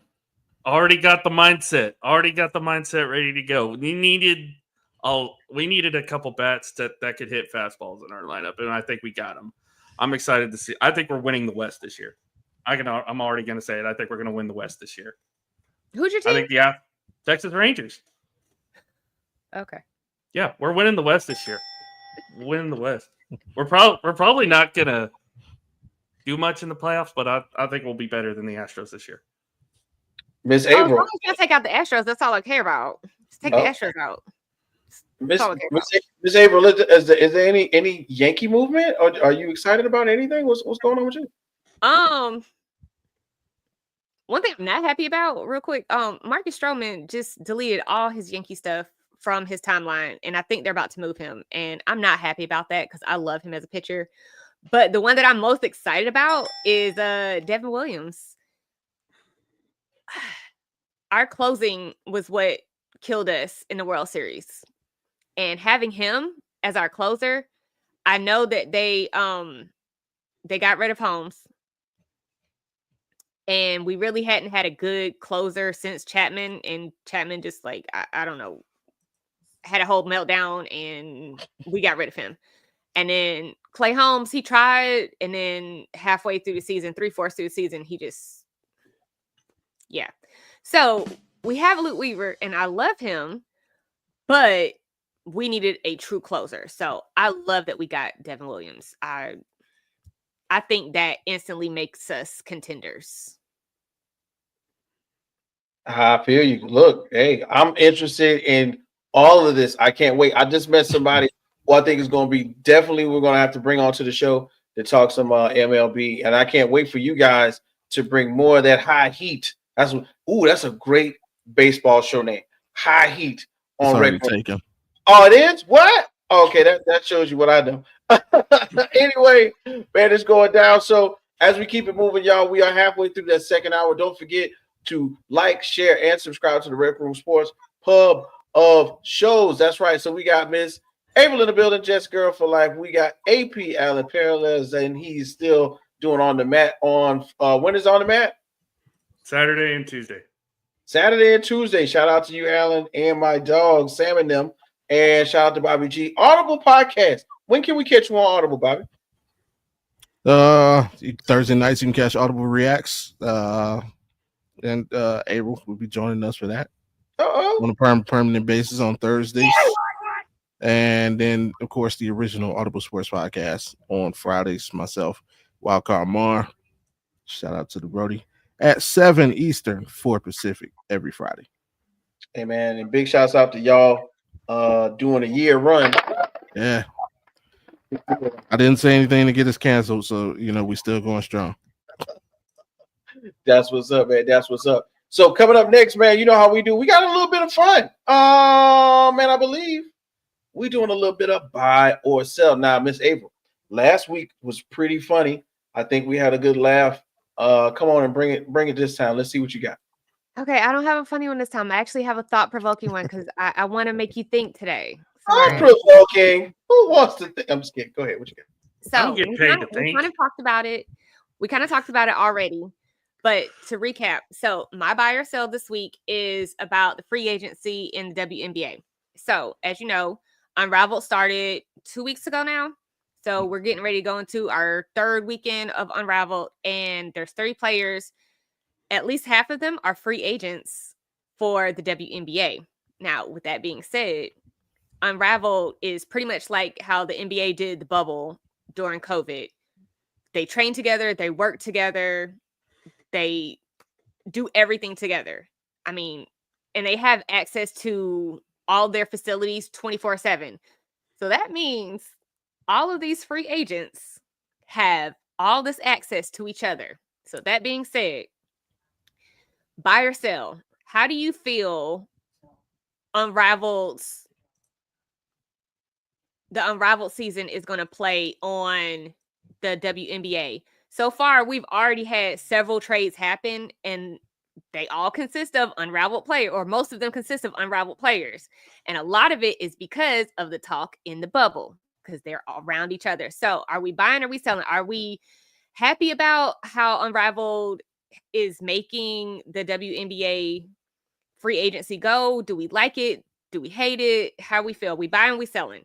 Me personally, I'm buying it. I love it. I feel like it is going to change free agency for the WNBA. I feel like Unravel has already changed the money aspect of it. And so now they're changing how players are treated. They're going to the teams they prefer to go to, playing for coaches they want to play for. And then I feel like they have better access to the players to evaluate them now, because not only do you have a trainer 24/7, but the coaches can watch you. The coaches have more access to you because everybody is in this one area. So that's my take on it. Are we buying or are we selling? Your take? I'm gonna go ahead and buy it because hey, information is king, right?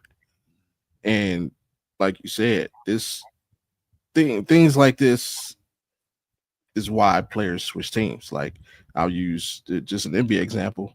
Like everybody knows the whole Miami Big Three thing was created during the Olympics. Like and then getting to know each other during the draft process, but then getting to play with each other in the Olympics and practicing because they all rode the bench that first Olympics. But D Wade, LeBron, and Chris Bosh, they got a chance to play each other, see each other work. So the same thing can happen here. Hey, a coach with a player in the unrivalry, hey, we thinking about picking up such and such. How's her work ethic?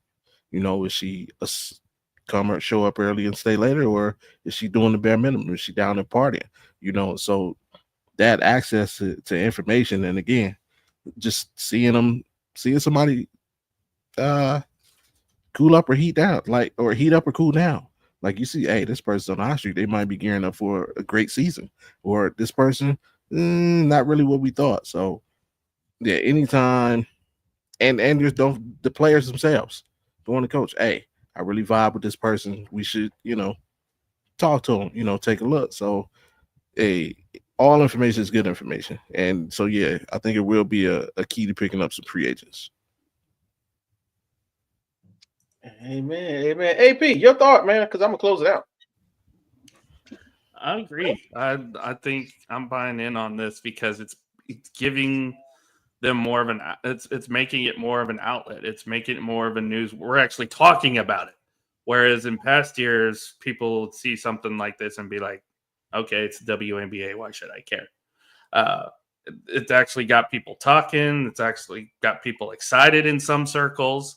That there are those diehard WNBA fans that have been diehards for a long time, but now it's bringing in a new audience, especially with the new crop of young stars we're going to get from the women's basketball, college basketball here pretty soon, on top of what we already have. It's a win-win in all circles, and they need to do more of stuff like this because the more national attention you start to build, the bigger you can make the sport. So I like it. All right. Wait, I'm gonna let you finish real quick. Go ahead. With the Kanye. I'm not a big basketball person, and they will tell y'all I'm not a big basketball person. I know more female basketball players' names. I know what team they play for. I know more about female basketball players than I know about anybody in the NBA right now. That's just the landscape is changing. Like I never thought I would say that, but the landscape is changing. But Wick, it's on you. Chill. So I got some news. Right? So about BG? No, not yet.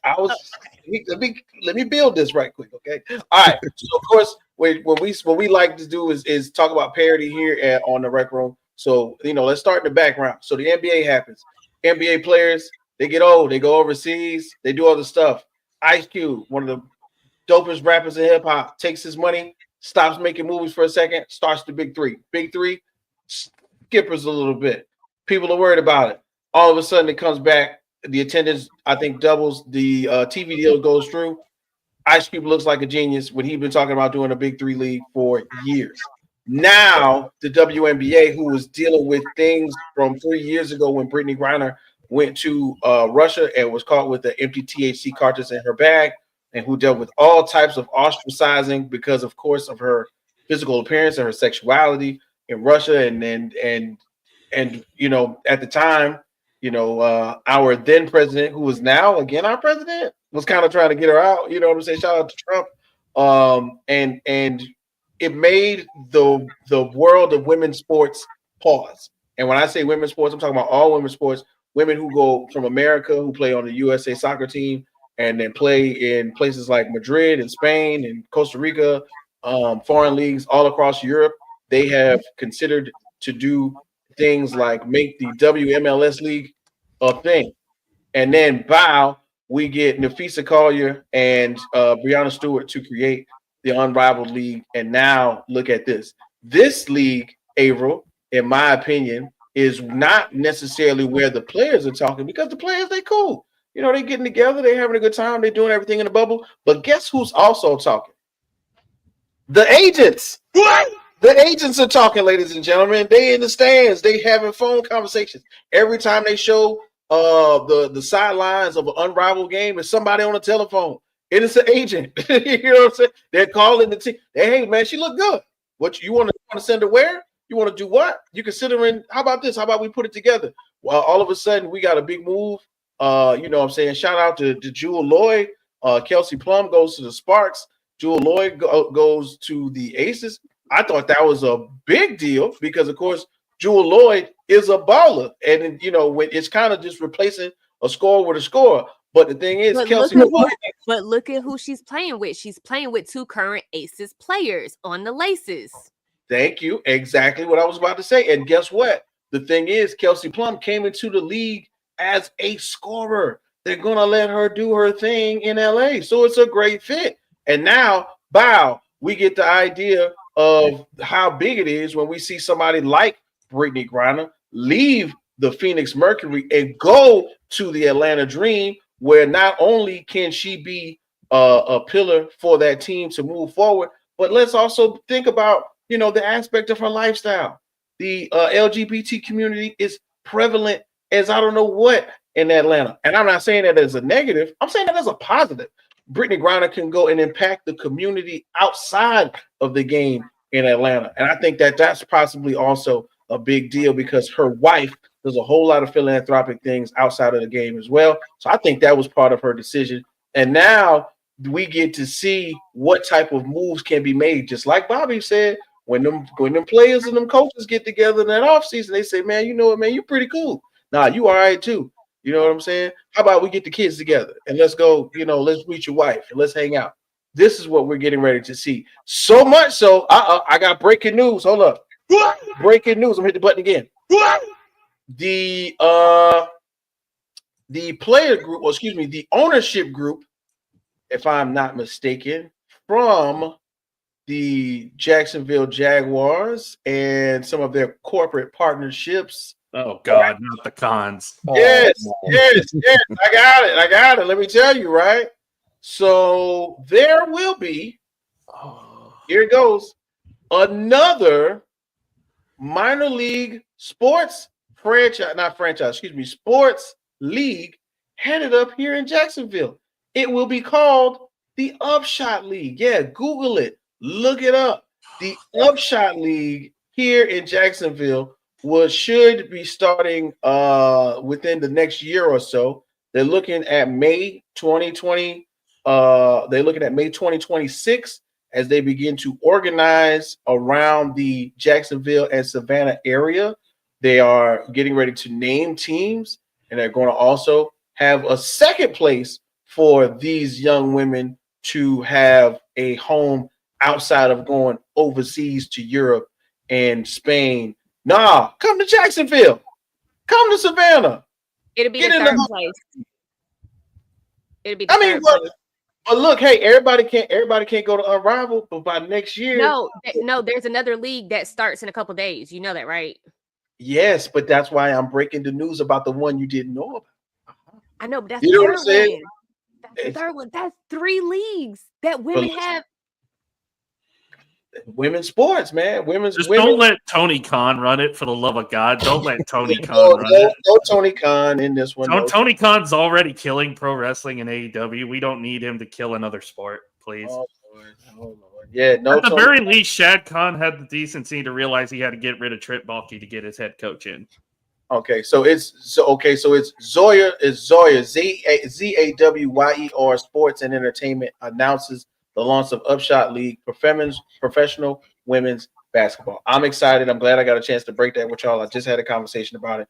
I wanted to put that out there in the wave. So women's basketball, women's sports, women's athletics, making some waves today, tomorrow. More ways to get more people involved and more ways to get the news out there. I'm all for it.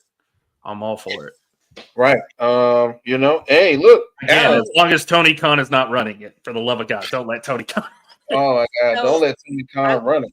I looked it up real quick. The second league that's getting ready to start, the Athletes Unlimited, it starts on February 5th in Nashville.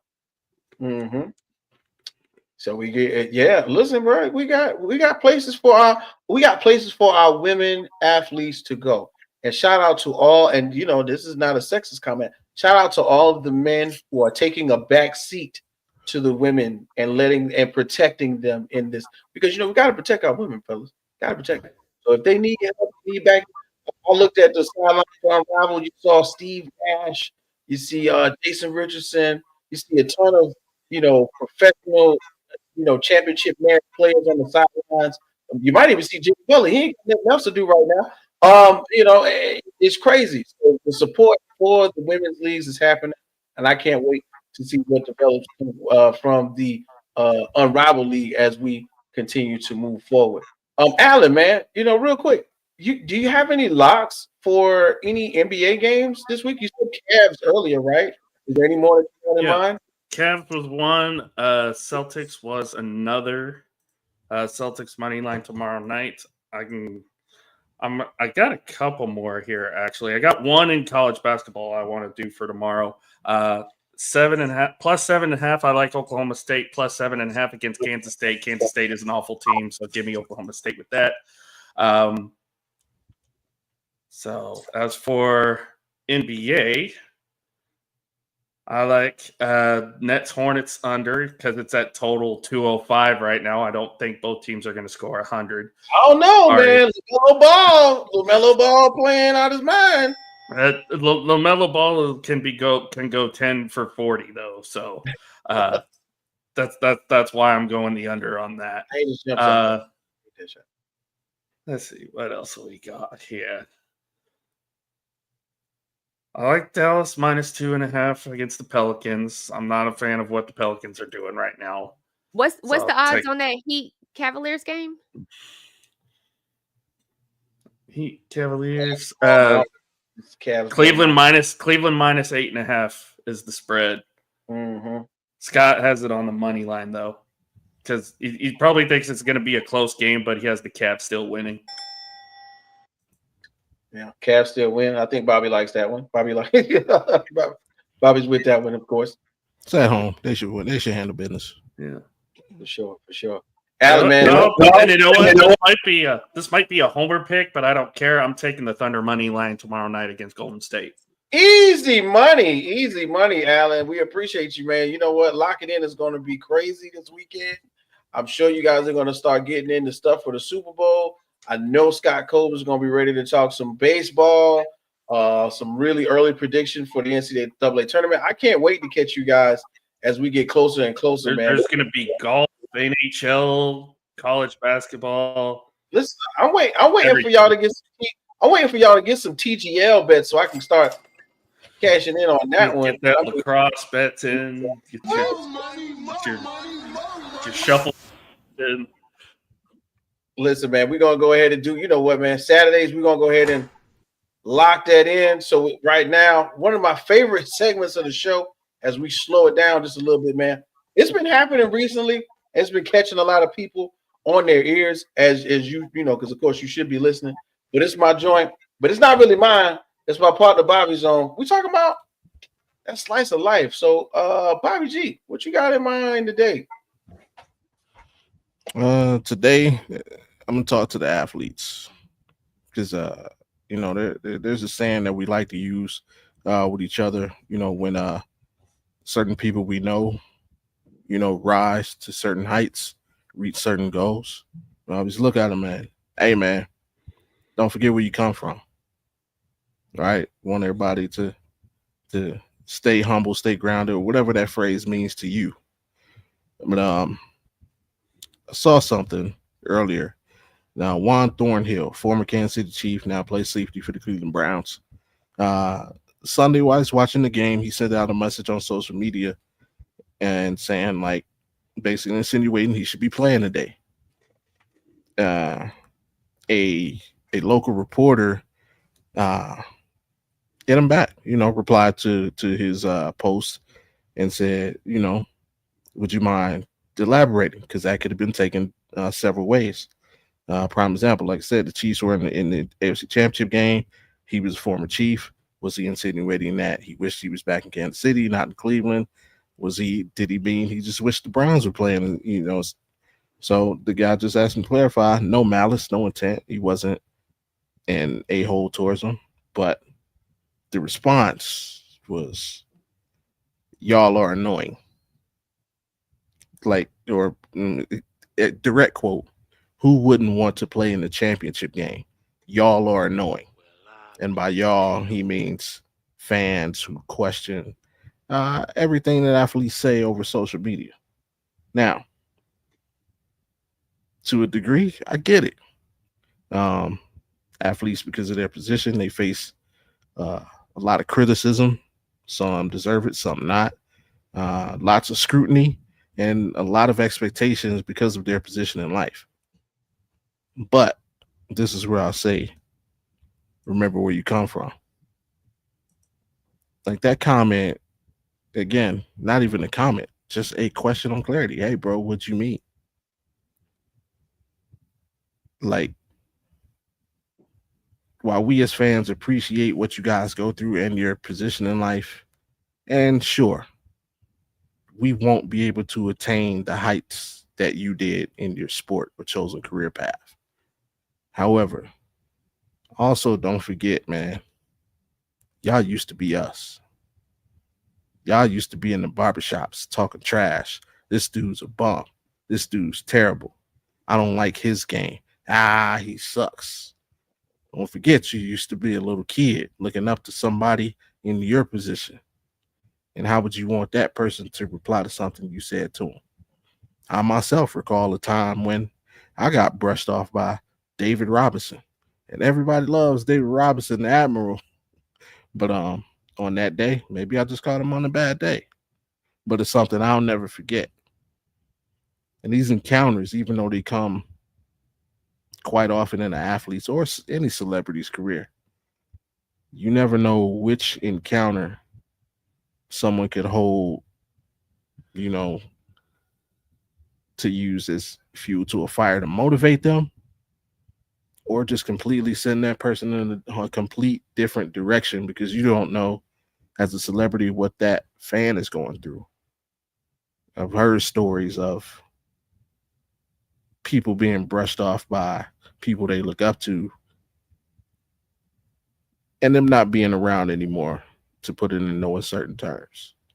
So while you sit on your high horse and look down at us peasants and take your king's ransom for a kid's game, hey, remember where you came from, because you used to be in that same sand lot with us. So we out. And that's word to my mother, son. Don't forget where you came from. Yeah, Bobby, I like that one, bro. And in terms of athletes being put on a pedestal or holding themselves in a different regard, I'm gonna bring this up on Friday. Shout out to us and what we do on Fridays within the hoop.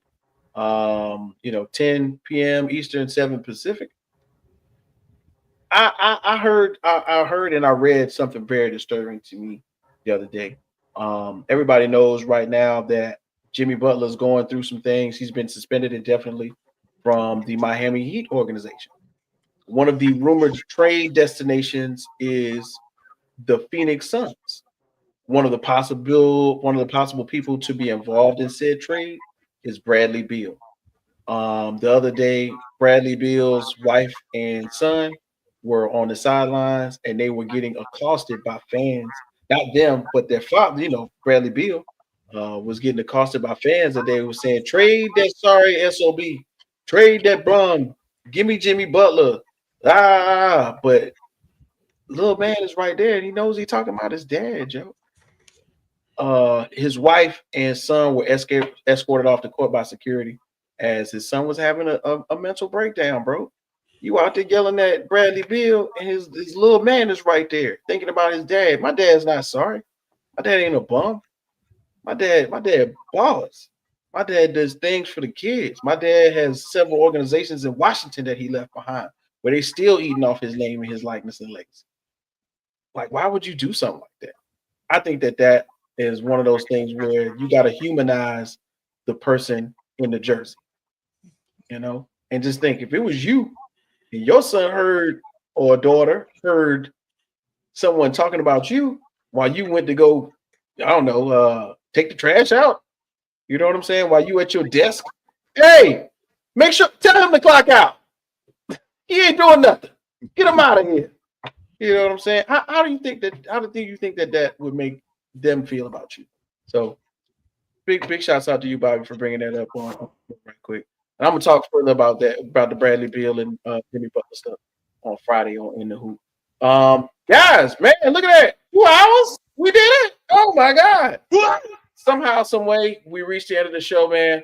We might as well go ahead and kick it with you and see what we got going on for the rest of the week. Miss Avril, we heard you doing some guest appearances. Go ahead now. What you gonna do now? What you busy?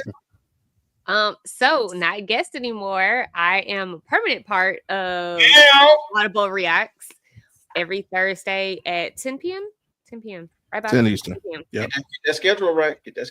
Hey, look. And then as always, every Tuesday, 9:30, catch me here, Rec Room Sports.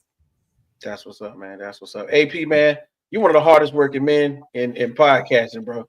And you don't go to sleep at night. I don't understand it. But Alan, what else you got on your plate for this week, bro?